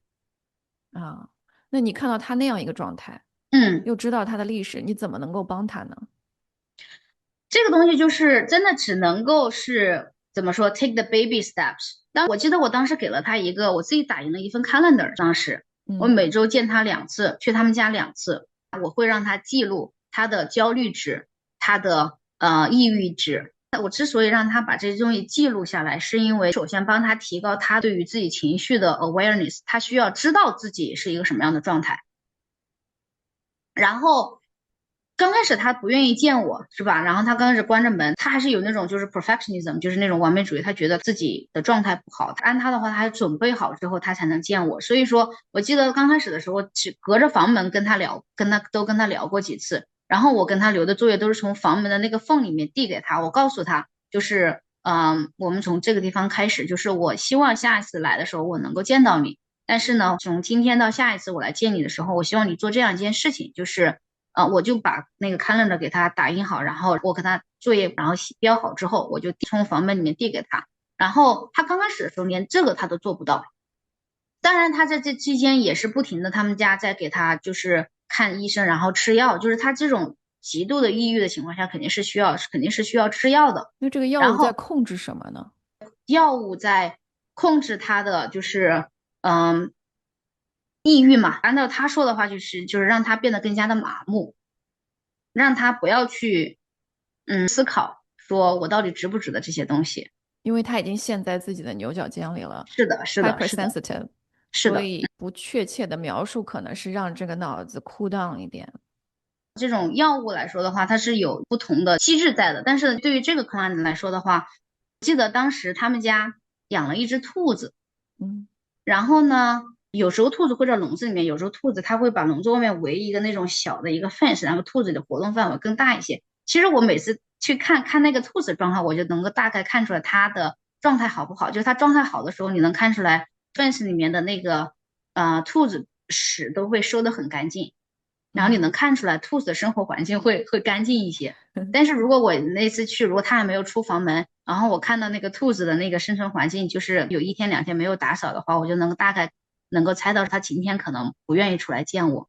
嗯因为他后来就满21岁了，我就不能够继续跟他工作了嘛。但是最终我们结束的时候，他的状态是属于每次我在的时候，他都能够出来跟我一起去做我们该做的事情，就是能够做 therapy。而且因为他当时就是满21岁，不能够再接受这种 in home 咨询师去他们家的这种服务，那他需要出来，他需要出他的家门去见外面的这个咨询师。当时我们结束的时候，他是有这样一个能量。出家门，然后出去见 therapist，见这个咨询师的。所以说，嗯。当时我跟他结束的时候的一个大概的状态，就是把他的状态调整到说他可以出门见一个咨询师。除了你让他去更有觉知的观察自己的情绪记录，嗯。还有哪些特别关键的练习，帮助他从一个连床都下不了的人，变成能够主动去咨询师办公室嗯。咨询这个状态？因为他的脑子里面是有很多不理智的想法的。其实我和他工作当中最重要的就是要找到他的那些不理智的想法是什么。记得当时是天气从暖变冷一个季节的一个变换，然后有一天他跟我说，他每天陪他的妈妈都出去散步，但是他那一天没有出去散步，然后他就自己非常非常的自责。他自责之后，然后他跟我说，他说你看我就是这么懒的一个人，我连陪我妈妈散步我都没有出去，这是他的一个想法。那我要做的事情就是要纠正这个想法，我要告诉他这个想法是不理智的。我说你知道为什么师傅是在每年最冷的时候，不就2月份嘛？然后我问他，我说你知道为什么是这个时候吗？然后他说为什么？我说那是因为天气太冷了，大家能做的事情就是在家看电视啊。他当时 get 到我为什么说问他这个问题了，他明白就说 OK，天气冷了，大多数人的想法就是不愿意出去了呀。他不是自己觉得最懒的那一个。大家对，我就都不愿意出去。大家都不愿意出去了，所以说才会有 Super Bowl，所以说才会让少数人去 play the game，对吧？然后我当时还跟他举的例子是什么？我说你看一看，有些 store 它有两个 schedule，一个 summer schedule，还有一个 winter schedule。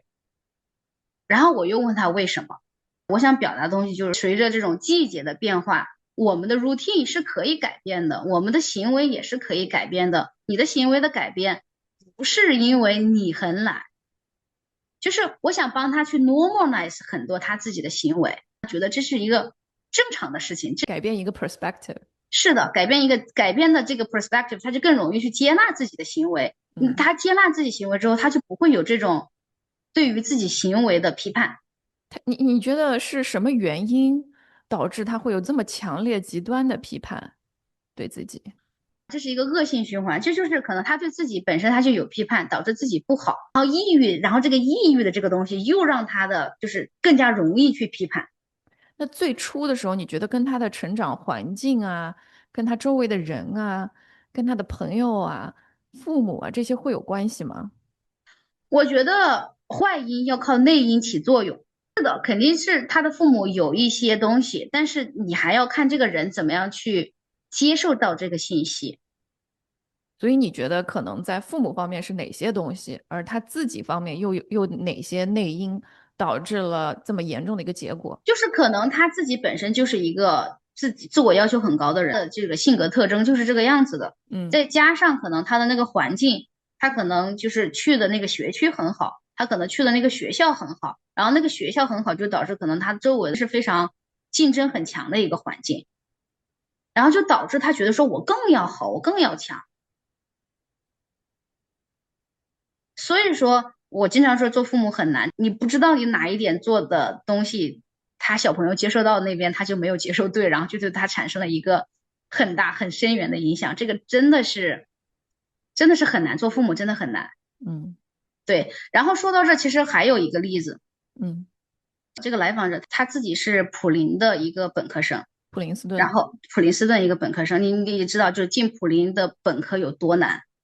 然后他自己是一个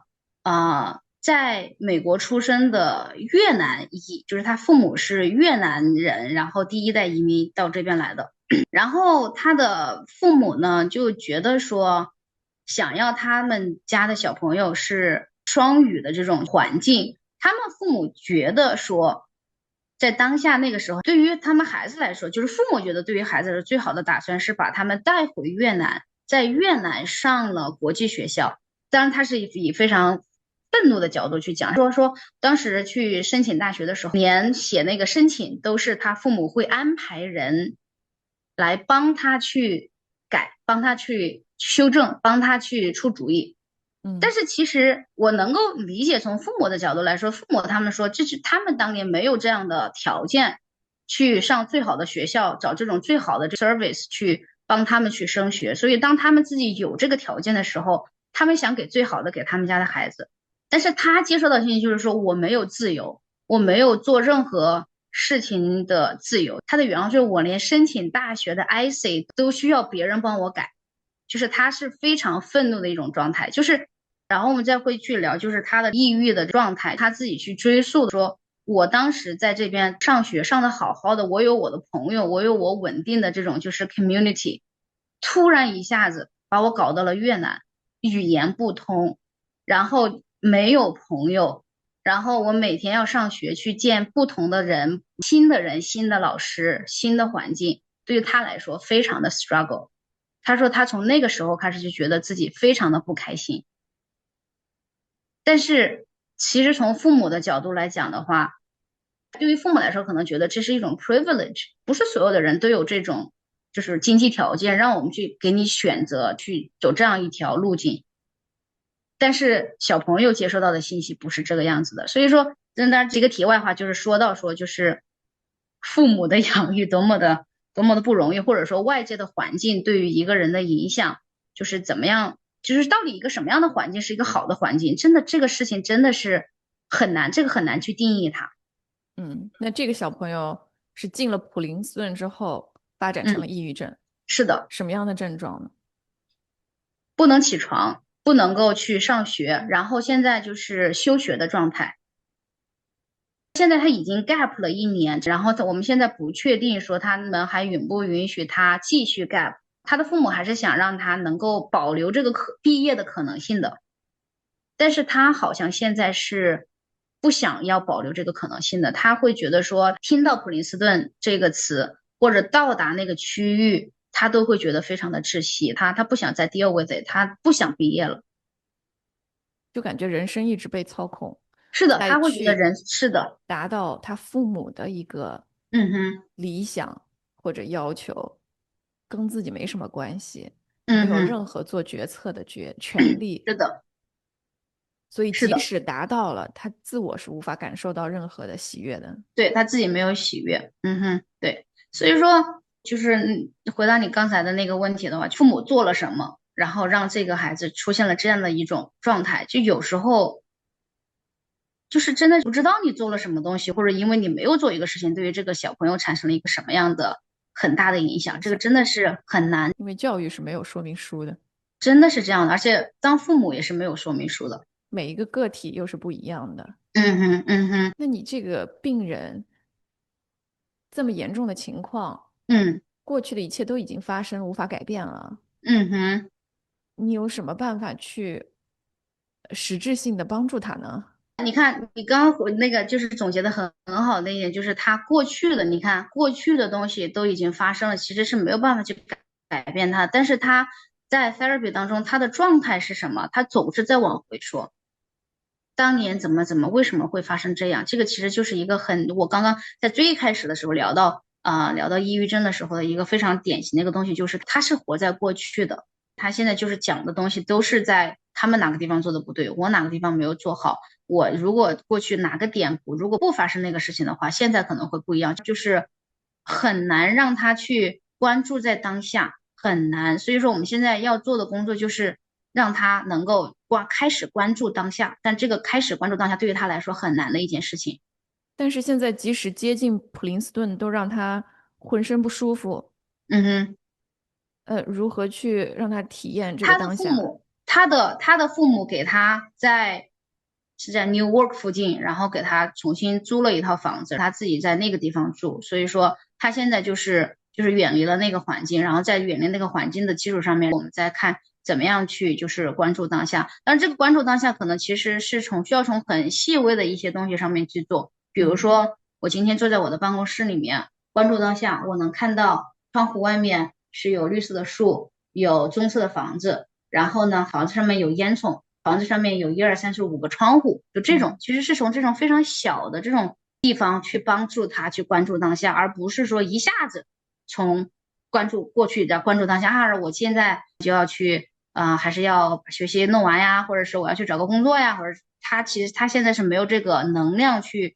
想这些东西的，所以说我们要做的就是从这些非常细小的东西上面。我今天要喝一杯咖啡，我现在正在喝一杯咖啡，OK，这个咖啡是拿在手里是温热的，然后喝在嘴里面，可能刚开始是苦的，然后后来慢慢的苦会慢慢的变少，然后在嘴里的温度是一个什么样的温度，然后这个杯子拿在手里是一种什么样的手感，就是用这种非常细小的体验这种练习，让他学会怎么样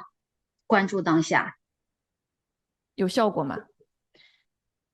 嗯，效果这么说，效果一定会有，但是效果不是那么的快，不是说我今天发烧，我吃了一个 Tylenol，然后我马上就不发烧了。而且这个东西呢，还是在于你的这个 motivation 是什么呀？你自己的这个，你想不想去做出这个改变？有的 client 他愿意去做出这个改变，你教了他这些练习的这些方法之后，他自己非常愿意去练习，可以帮他进步很快。但是如果有的 client 他自己没有这个就是这个能量或者是动力去做出这个改变，然后他也对于你说的这个东西可能不是那么的幸福的话，或者是他并不是觉得说我就需要去做出这个改变的话，那他的这个就是进步就会很慢。所以说，我就回答你刚刚这个问题，就是会有帮助吗？这些工具都是 evidence-based therapy，都是有大量的科学实验证明这些工具是有效的。工具有效吗？工具都是有效的工具，就是在于看这个来访他自己愿不愿意去练习这些工具。嗯，你会发现年纪大一点或者阅历多一点的来访更容易去 get ready 准备好做出改变吗？还是说这并不一定？这个真不一定，这个真不一定。就是你这个 motivation，我觉得不会说因为年纪越大而越想要去改变。我目前没有看到这样一个规律。但是听上来就是说，这个 嗯 motivation 是很重要的，几乎是这个开关。因为如嗯哼，果是关闭的状态，你后面有再多科学证明的方法都没有办法进入去影响到这个人，所以这是是的。很关键的一步。作为心理咨询师，会不会有一些方法，或者说可以和家人配合，能让来访者更好的打开这个开关？更好的打开这个开关的话，其实有时候我经常说，可能需要我们做很多这种重复性的工作。比如说，他今天在工作上因为一个事情他焦虑了，然后后来一天又在和一个朋友聚会当中也焦虑了，然后呢，可能我们就会帮他去总结说，你看，在这儿焦虑了，在那儿焦虑了，对吧？然后你看这个事情对于你来说影响是很大的。然后我们可能也会告诉他说，如果我们开始练习这样一个事情，可能在你工作当中，同样的事情，可能如果你不焦虑的话，会是什么样子？如果你跟朋友在一起交往当中，然后如果你不焦虑，又会是一种什么样子？就会用这种对比来帮他们建立这种 motivation。嗯，画一个蓝图。对，画一个，是的，让他们去想象，他们想象说，如果我有一天不再焦虑了，我的生活会是什么样子的？嗯。你肯定接触过很多职场上受到挫折的人来找你。现在最多的一些情况一般是什么样的症状？职场上面的话，我觉得职场上面其实就是最多的状况是焦虑，或者这么说，因为焦虑而引起的不开心，或者是因为职场上面不开心，导致他们觉得自己的生活不开心或者生活不幸福，然后来做 therapy。我觉得这个是一个很普遍的东西。嗯，他们一般不开心的原因是什么？一方面，我觉得一方面是什么呢？一方面是他们会有对比，就比如说就是哎，我在上班，然后我在这边 struggle，然后看见我的朋友发了一个朋友圈，然后他们去哪里哪里，比如说旅行了，然后呢，或者是我又听说谁谁谁升职了，然后呢，我又听说谁谁谁找到了一个更好的工作，然后拿到了一个更大的 package，就是这种对比，可能是会让他们一个不开心的一个原因。嗯然后呢，还有一个我觉得比较普遍的原因是什么？就是总是会觉得说，我要是能够换一个老板，可能会更好，或者说，哎，我要是换一个城市，我可能会更好，或者是就是怎么说，就是当下怎么样都是不好的，但是呢，如果能够得到一个我没有的东西，那我觉得我的问题可以被解决。嗯，我觉得这是另外一个比较普遍的东西。想要把环境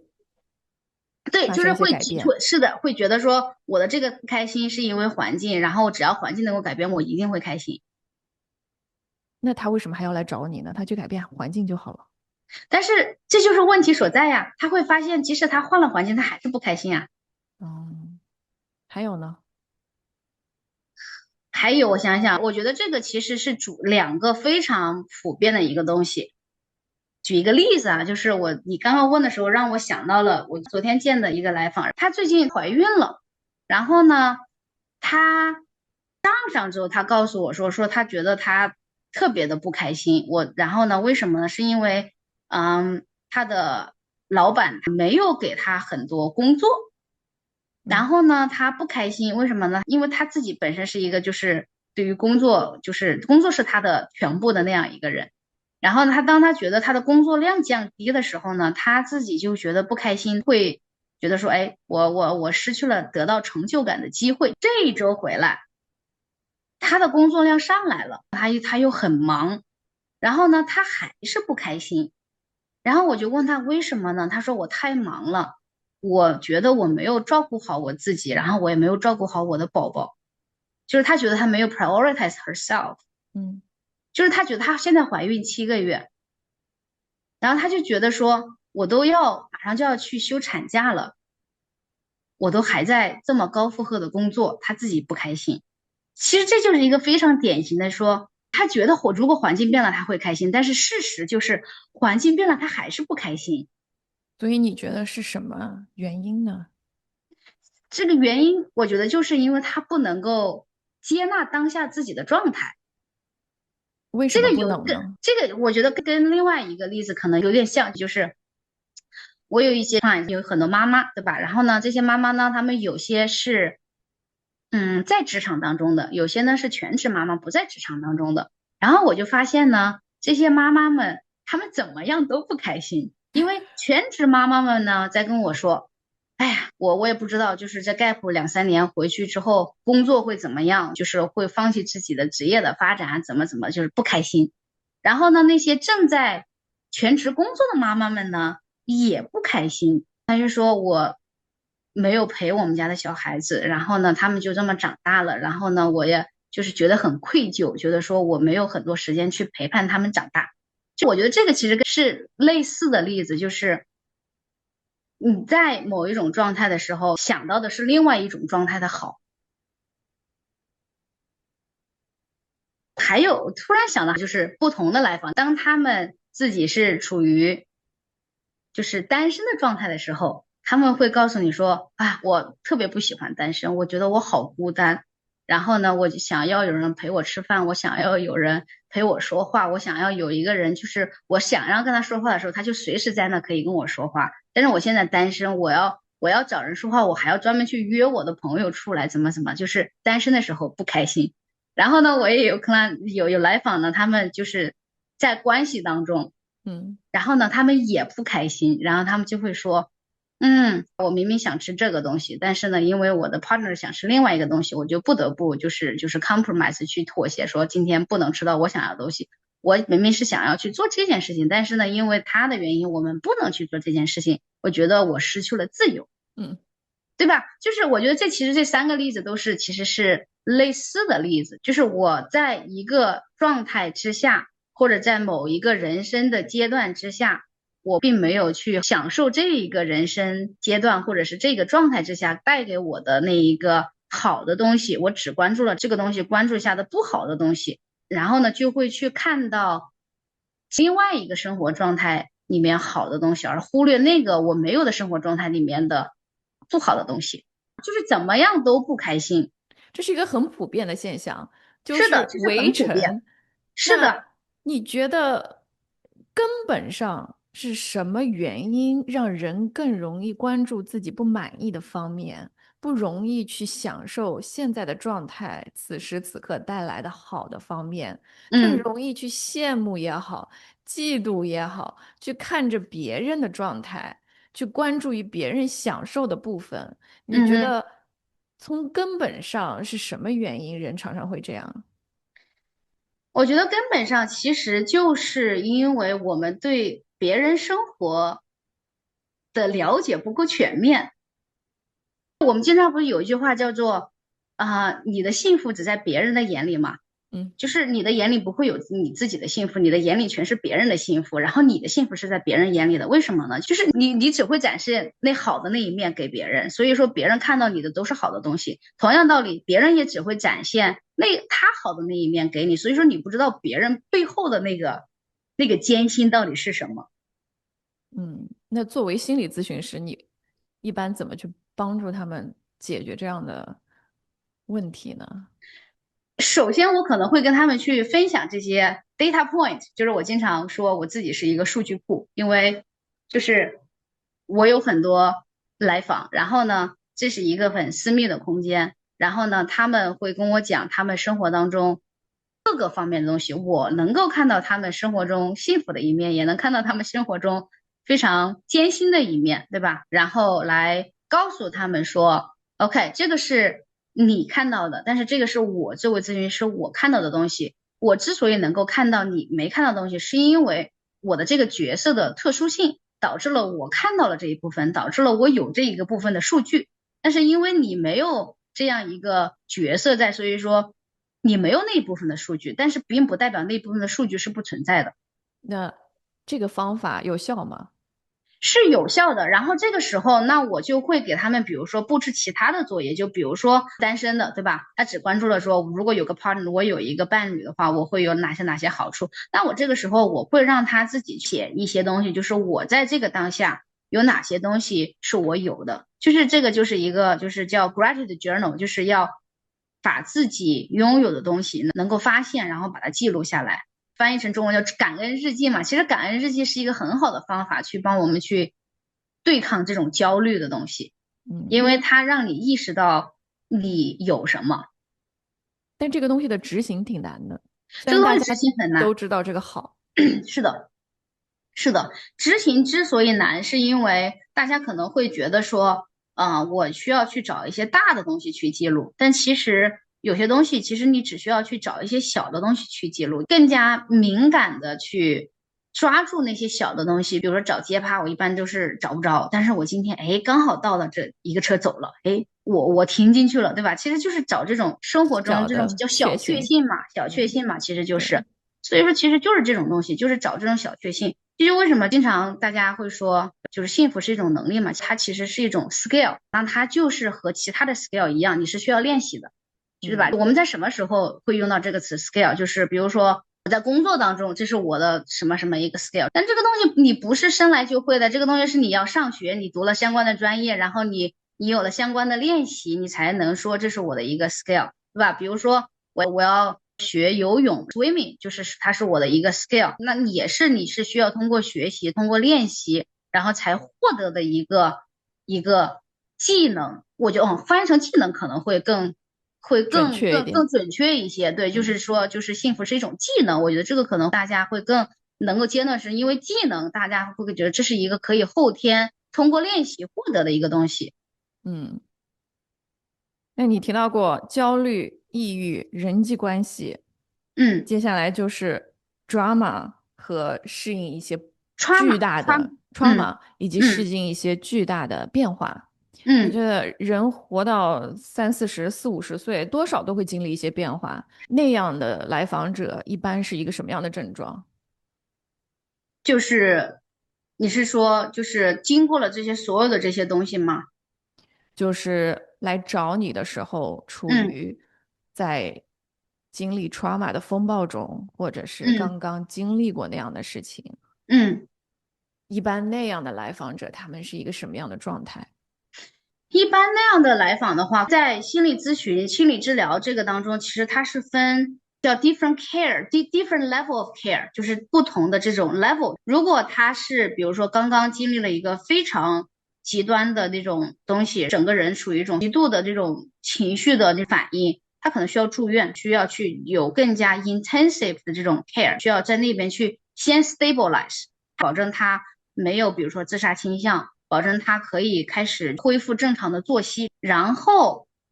在那些东西都做完之后，他才会找到我们这种机构叫做 outpatient，就是门诊室嘛，就是有点像 physical health，就是在那种我生病了，根据我身体的不同的状况，到底生了什么病，去决定是去 emergency room 急诊，还是去 urgent room，对吧？还是去看我的家庭医生，还是说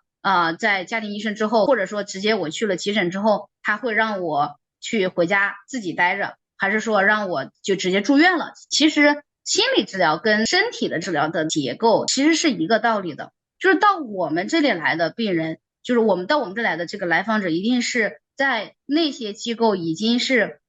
把他们处理好了，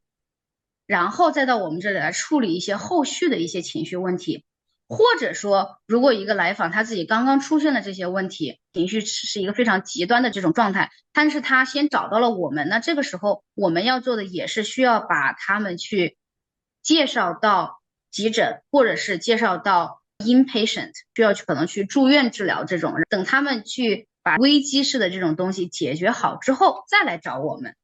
一般什么样的情况被视作是危机状态？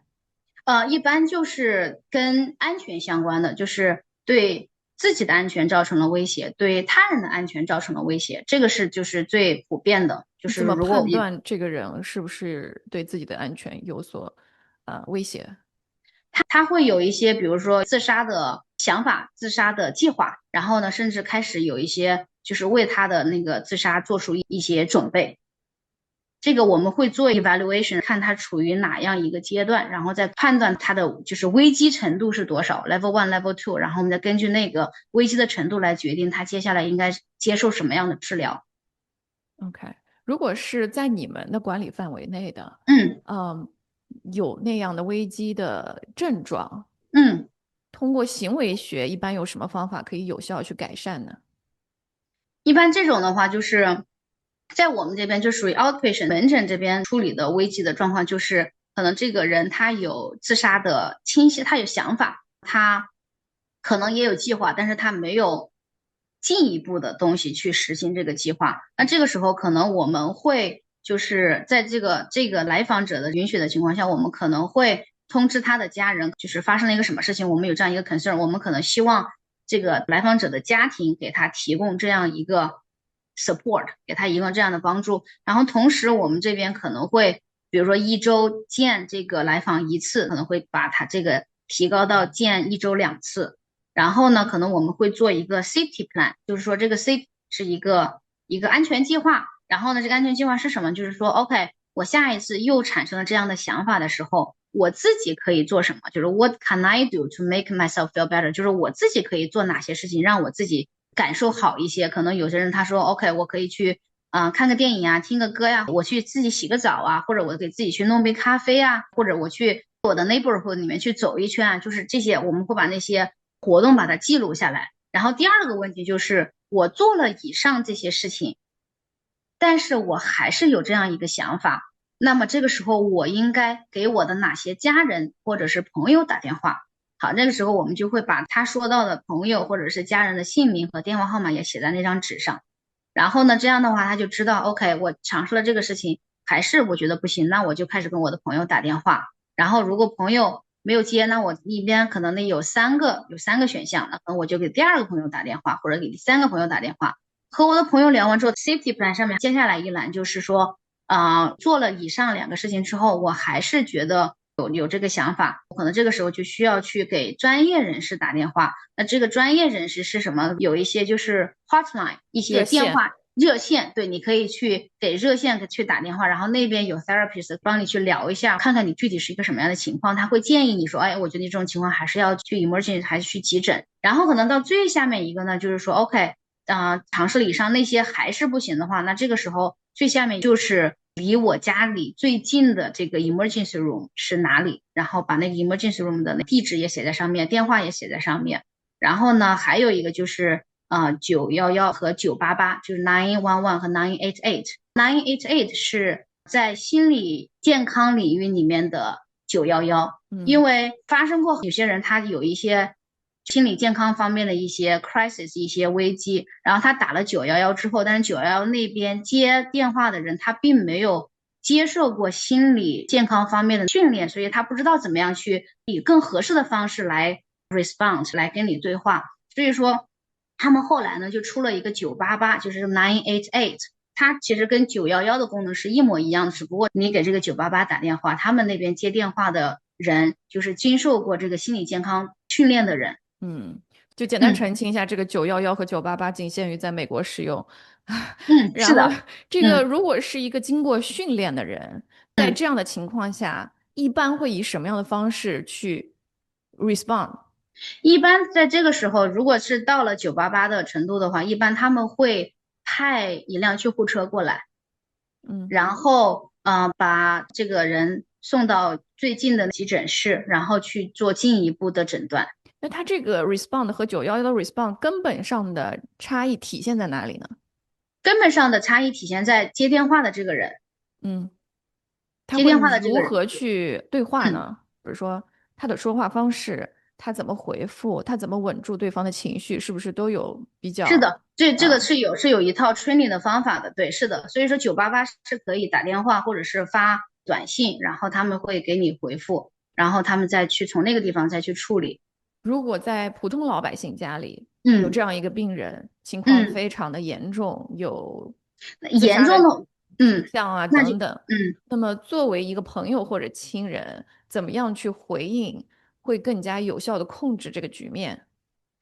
最好的办法就是把他送到 emergency room 里面去，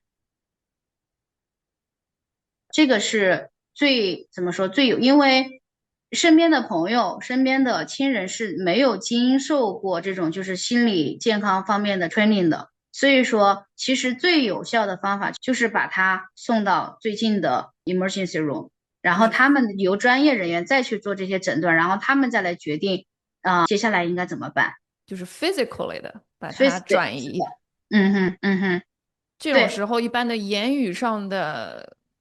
安慰等等，可能都是比较无力的。是的，是的，因为如果一个人他是处于是 mentally 的一个 crisis 的状态的话，就是说什么，就是他的这个认知脑是没有办法工作的，嗯，他的认知脑是不工作的，在这个情况下，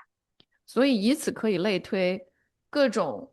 说教啊什么，只会变本加厉，让它变得更加严重，或者说强行的灌输或者是劝导，可能会适得其反。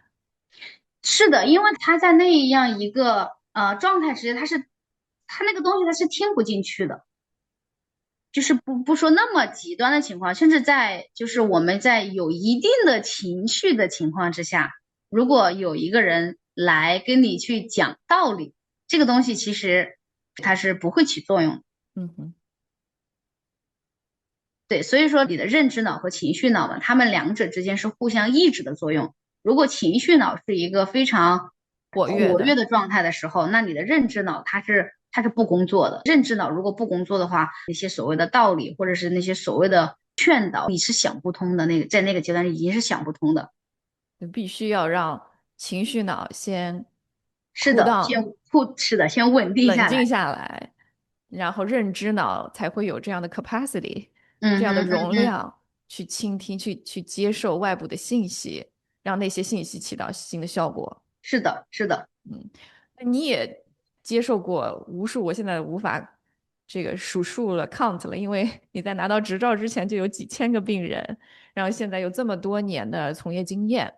啊、嗯哼，你说你像是一个数据库，看嗯哼。到过最好的，也看到过最糟糕的，这么多的经验，会对你个体造成什么样的影响吗？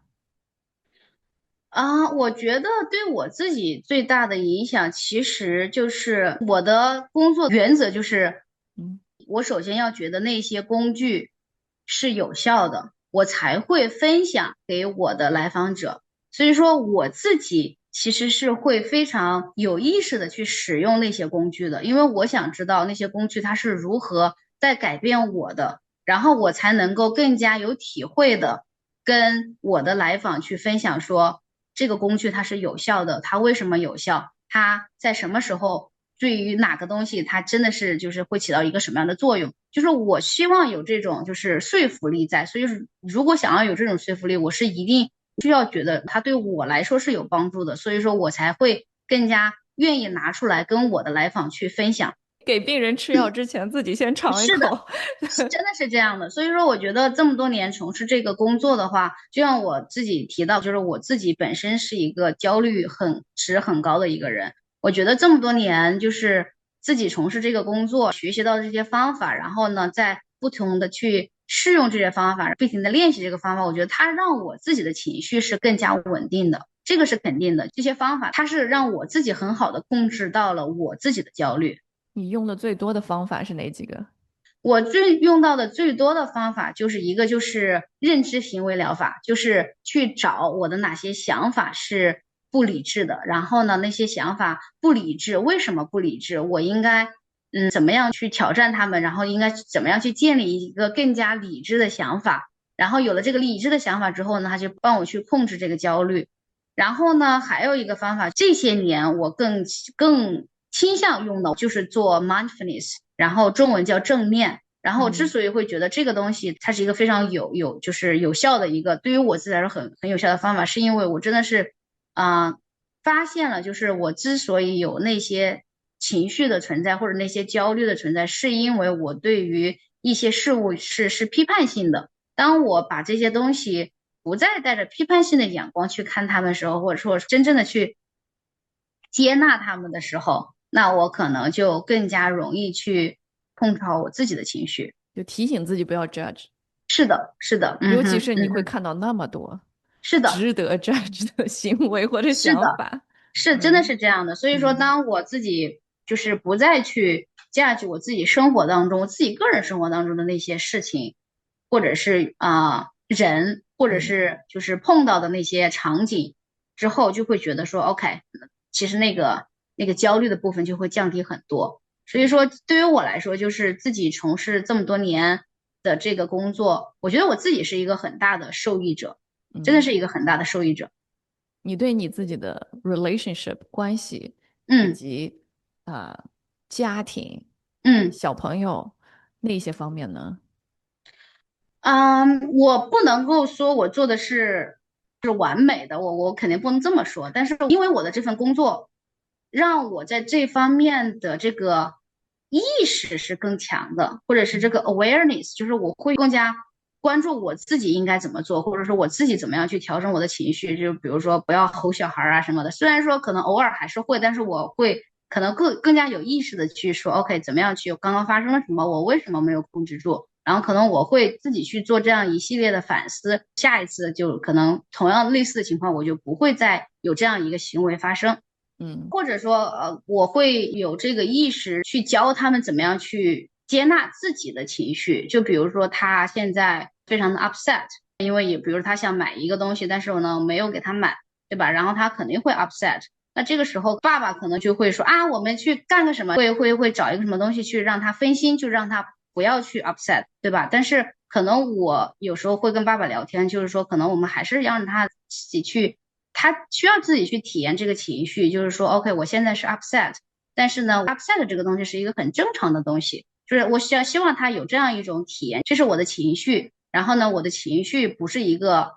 problem，就情绪不是一个问题。然后我之所以有这样一个情绪，是因为什么？然后可能我想让他自己去，对于自己情绪有一个接纳度，而不是说我一旦产生这个情绪，我就要 push it away，就是我要把这个情绪拿走。嗯，就像你说，情绪是不分好和坏的，和是的，颜色是一样的。是的，是的，就是情绪只是不一样。然后你开心是开心，然后你不开心不开心，但是你不能说不开心就不好，你只能说不开心和开心是不一样的。想象一下一个非常满意的生活状态，无论是嗯。对你个人还是对你整个家庭，什么样的一个状态会让你觉得很舒服、很健康？我觉得其实就是又回到之前的我们聊的那个东西，就是幸福是一个技能那个东西上面。我觉得其实就是更多的能够关注自己当下，就是说，OK，我当下有什么？我当下有工作，然后有健康的身体，有健康的小孩儿，然后父母也是健康。其实我自己给自己的一个期待就是可以更加无意识的去做这件事情，因为我觉得我现在去做这件事情还是需要提醒自己去做它。我希望就是我能够通过不断的训练之后，把这一个有意识变成更无意识的，就是我自然而然就能去做到的一点。我觉得这个是我对自己的一个期待。你愿不愿意分享说你对自己现在不满意的地方？你我对于试图不想去强调的那些？我当然是有的呀，比如说作为一个妈妈，我当然还是有我焦虑的点嘛，就是比如说小朋友游泳比赛接力，但是我们家小朋友昨天抢跳了，对吧？但是他会让我去思考说，哎，我是哪个点我没有去帮他准备好吗？就是有时候对于小朋友的这个事情上面，我有时候可能会比较 sensitive，因为怎么呢？我可能会害怕别人来 judge 我说 you're not a good mom。这个可能是我的一个薄弱的点，这个点也是我自己可能现在正在需要有意识的去 keep working on it，需要有意识的用我之前提到那些方法来keep working on it 这种感觉。现在嗯，对，有一个很受到关注的说法，就是向内求索嘛，嗯，让大家不再那么的 介意别人是怎么想的，别人怎么看你的。是的。嗯，你觉得这个和你平时面对 client 或者给他们的建议是不是也是相通的？真的是这样的，这个真的是相通的。这个东西其实就是我经常说，别人怎么看你这个东西是你没有办法控制的，但是你能够控制的是你对自己的看法。那你对自己的看法就是要是一个客观的看法。那你怎么样对自己有一个客观的看法？就是你需要接纳自己的长处和短处，你需要知道自己哪些是长处，哪些是短处，然后呢，去而不是说我的哎那长处都不是长处，别人也可以做，不是这个样子的。你的长处就是你的长处，也不会觉得说啊我的这个短处就觉得非常 shame，就觉得说我要把它掩盖起来，也不是这个样子。这个东西就是你的长处和你的短处就塑造了你这样一个非常特殊特别的人，这就是你和别人不一样的地方。所以说，如果我们都对自己的长处和短处有一个客观的认知，同时来接纳他们的话，那其实是可以很好的对抗外界对于你的这种批判的。嗯，再说的稍微大一点，一个社会现象就是现在有大量的人可能面临失业啊，失去了奋斗多年的工作啊。这个嗯哼，对于很多的中国长大的孩子来说啊，可能事业是他人生的全部，到一嗯哼，定的年龄层，甚至对有一些已经成家立业有孩子的事业都扮演着非常非常重要的角色。啊，那就像你说，很多时候像失业这样的结果都是不由得自己所控的。是的。那在这种大环境的情况下，怎么样更加理智的看待自己，而不去过分的 judge 自己？这个想法其实还是跟之前这个提到，就是说对自己的认知嘛，对吧？对自己的认知就是我有我的长处，我有我的短处，我尽量的我去发挥自己的长处，我自己去有意识的去控制这个短处会给我的生活造成的不便。对自己有了一个就是客观的认知之后呢，再去看这种外界的变化的时候，你的归因就会更加的理智。比如说，我投了100份简历出去，我还是没有找到工作，那这个外部的原因是什么？内部的原因是什么？而不是说因为我没有找到工作，只去做内部的归因。因为在一个不好的场景之下，其实大家都会有这样趋势：如果一个事情没有做好，我们都会做内部归因，是因为我不够努力、不够聪明而导致的。其实这个东西它是会帮助你更加理智的去归因，然后归因的时候呢，就一定要记得，不管是一个好的场景还是一个不好的场景，都要记得做内部的和外部的归因。因为我们还另外一个趋势，就是在一个好的情况下，比如说我投了1份简历，我就把这个工作找到了，然后呢是一个很好的一个场景，对吧？但是这个时候呢，人们可能就只会做外部归因，就因为今天碰到这个 hiring manager 太 nice 了。然后是因为我之前的那个同事太好了，就是他只会做这种外部的归因，他就忘记做内部归因，就是说是因为我是有这么多年的工作经验的积累，然后我是就是我非常就是 working really hard 是吧？然后我是在这个方向其实是非常有很多经验，有非常聪明的一个人。那这样就是因为内因和外因导致了我现在今天能够找到一份工作。那同样的也是外因和内因共同起作用，然后导致可能我今天这一次找工作会比较困难。就是对自己有一个客观的认知之后呢，我们才能够去做一个客观的归因。然后嗯。有了这个客观的归因之后呢，你才不至于说，因为我找不到一份工作，我就灰心丧气，然后去让自己陷入一种这种非常就是抑郁的状态。但是提到你这个内外归因，嗯你就算能客观的看待到自己的问题以及外界环境的嗯问题，尤其是外界的环境是你无法改变的，是不是嗯会让人感觉到一种无力感，没有希望？那的确，他看到了外界的因素，也没有全盘嗯。否定自己，但是由于无法改变外界的因素。如果掉入那种无力改变、失去希望的状态，怎么样可以防止接下来抑郁的发生呢？那就是减少这个 judgment，因为本身这一个外界的这个环境它是不好，我们不去否定它，但是这个环境的不好，它已经是在这个东西存在，它对你找工作是有了一个不好的影响，对吧？那我们现在要做的事情就是做我们可以控制的事情，我们可以控制什么？那我们就不要再继续去 judge。就是我在这个场景之下，比如说 judge 我自己，或者是 judge 整个环境，因为你一旦开始 judge 之后，你会产生另外一个层面的情绪，这就那是什么？有一点像什么呢？我打一个比方，有点像什么？就是我本身很焦虑，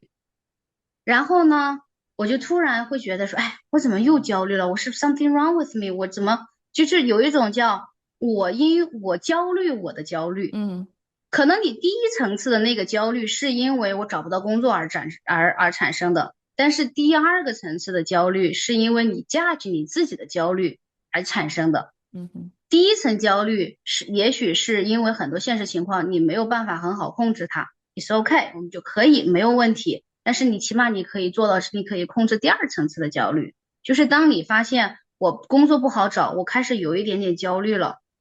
然后接纳自己的这个焦虑，告诉自己 OK，这是一个很普遍的，就是大家都会在这个情况下去焦虑，nothing wrong with me，就是我不是因为我不好，所以我才产生了这个焦虑的情绪，就是不要回过头来去架起自己的情绪，然后因为你在架起自己情绪的时候呢，又会产生其他的负面的情绪。所以这些都是连带的效果。是的，有些东西它不是我们能够控制的，那我们能做的就是看哪些东西是可以控制的，然后去控制那一部分你可以控制的东西。人生中有的时候是会有一些特别绝望的事情的，比如说工作，还是一些怎么说呢？也许能控制，自我还有一些掌控性的东西。嗯嗯，比如说有些人经历，比如健康的问题、生疾是的，病啊，面对死亡嗯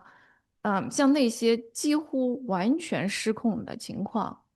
怎么样再留存一线希望呢？所以说这个其实有点像什么？有点像，这其实让我想起来一个 case，就是当时是年纪比较大的一个老奶奶，她找到我们，为什么呢？因为她的先生就是确诊就是癌症，好像是4期还是5期，就是时间不多了。然后其实你看这种情况下，就是她的先生的身体情况是不受他们控制的。对吧？然后其实同样的，我们当时做的事情就是还是在这种就是不受控制的当中去找那么一丝丝你可以控制的东西。比如说他可以控制的东西是，他还想带他的先生，比如说去一次沙滩，然后就是去想他能够控制的东西，然后去完成那些东西。所以说他当时就是是这个其实是一种就是我们叫 grieving，就是因为就伤痛嘛，对吧？就是失去嘛，然后有很多情绪。他后来给我的这个反馈就是，他觉得在后来他的先生去世之后，他觉得他自己就是他的那个 grieving 的过程，他觉得很顺利，是因为他就是在他先生那段时间，就是生病那段时间，他觉得他掌控了他能够控制的东西。他会觉得说他就是还是完成了很多东西，他自己是一个满意的状态。那如果你就对话的是他的先生，嗯，你会同样的就希望他是掌控什么？同样的，那这个其实就看在于他想掌控什么。也许他比如说他也想和他的太太再去一次沙滩，或者他想跟他的子女再有一次，比如说在这吃一次饭，或者嗯，说他想要比如说回家而不是住在医院，就是看他想要他可以掌控的东西是什么。尽量的去做对，他这其实能够做的那一部分。我觉得跟我们之前聊的那个概念有点像，就是接纳你自己当下的这种状态，然后在这种状态之下再去看什么东西是你可以控制的，就有点像我单身的时候，我单身还是不单身，就感觉我能不能找到一个合适的男朋友，其实这是感觉有一点点就是有一些那种外界的原因是吧？那个是我没有办法很好控制，但是我能够控制的就是我在单身的时候我可以做什么。只是面对死亡的这个情况，就是相对比较极端。是的，这个是比较极端的，而且这个可能会更加强烈的这种情绪存在。就是我当时那个来访，就是那个老奶奶，她当然会有悲伤，对不对？她很悲伤，但是她在那个时候，我们要说的就是接纳你在这个就是 is normal is common，就是在每个人的这个时候都会悲伤，都会很伤心，因为你不想失去你的先生，你很伤心。是的，那这是我们需要接纳的这一部分。接纳的这个动作本身是不是就很难呢？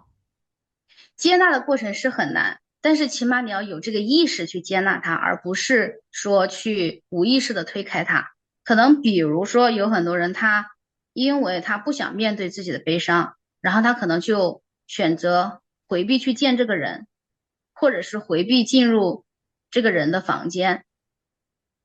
因为他知道他一旦进入这个房间，他就会悲伤。其实这样的话，可能在某一个 moment，他的这个悲伤会反扑，或者说他可能会有很多之后让他自己后悔的事情，所以就是逃避是逃避。嗯哼，无法根治这个情绪的，是的，只有去面对，无嗯哼，论什么情绪，只有去面对它，可能从长远来讲是更健康的一种管理它的方式。是的，是的。好的。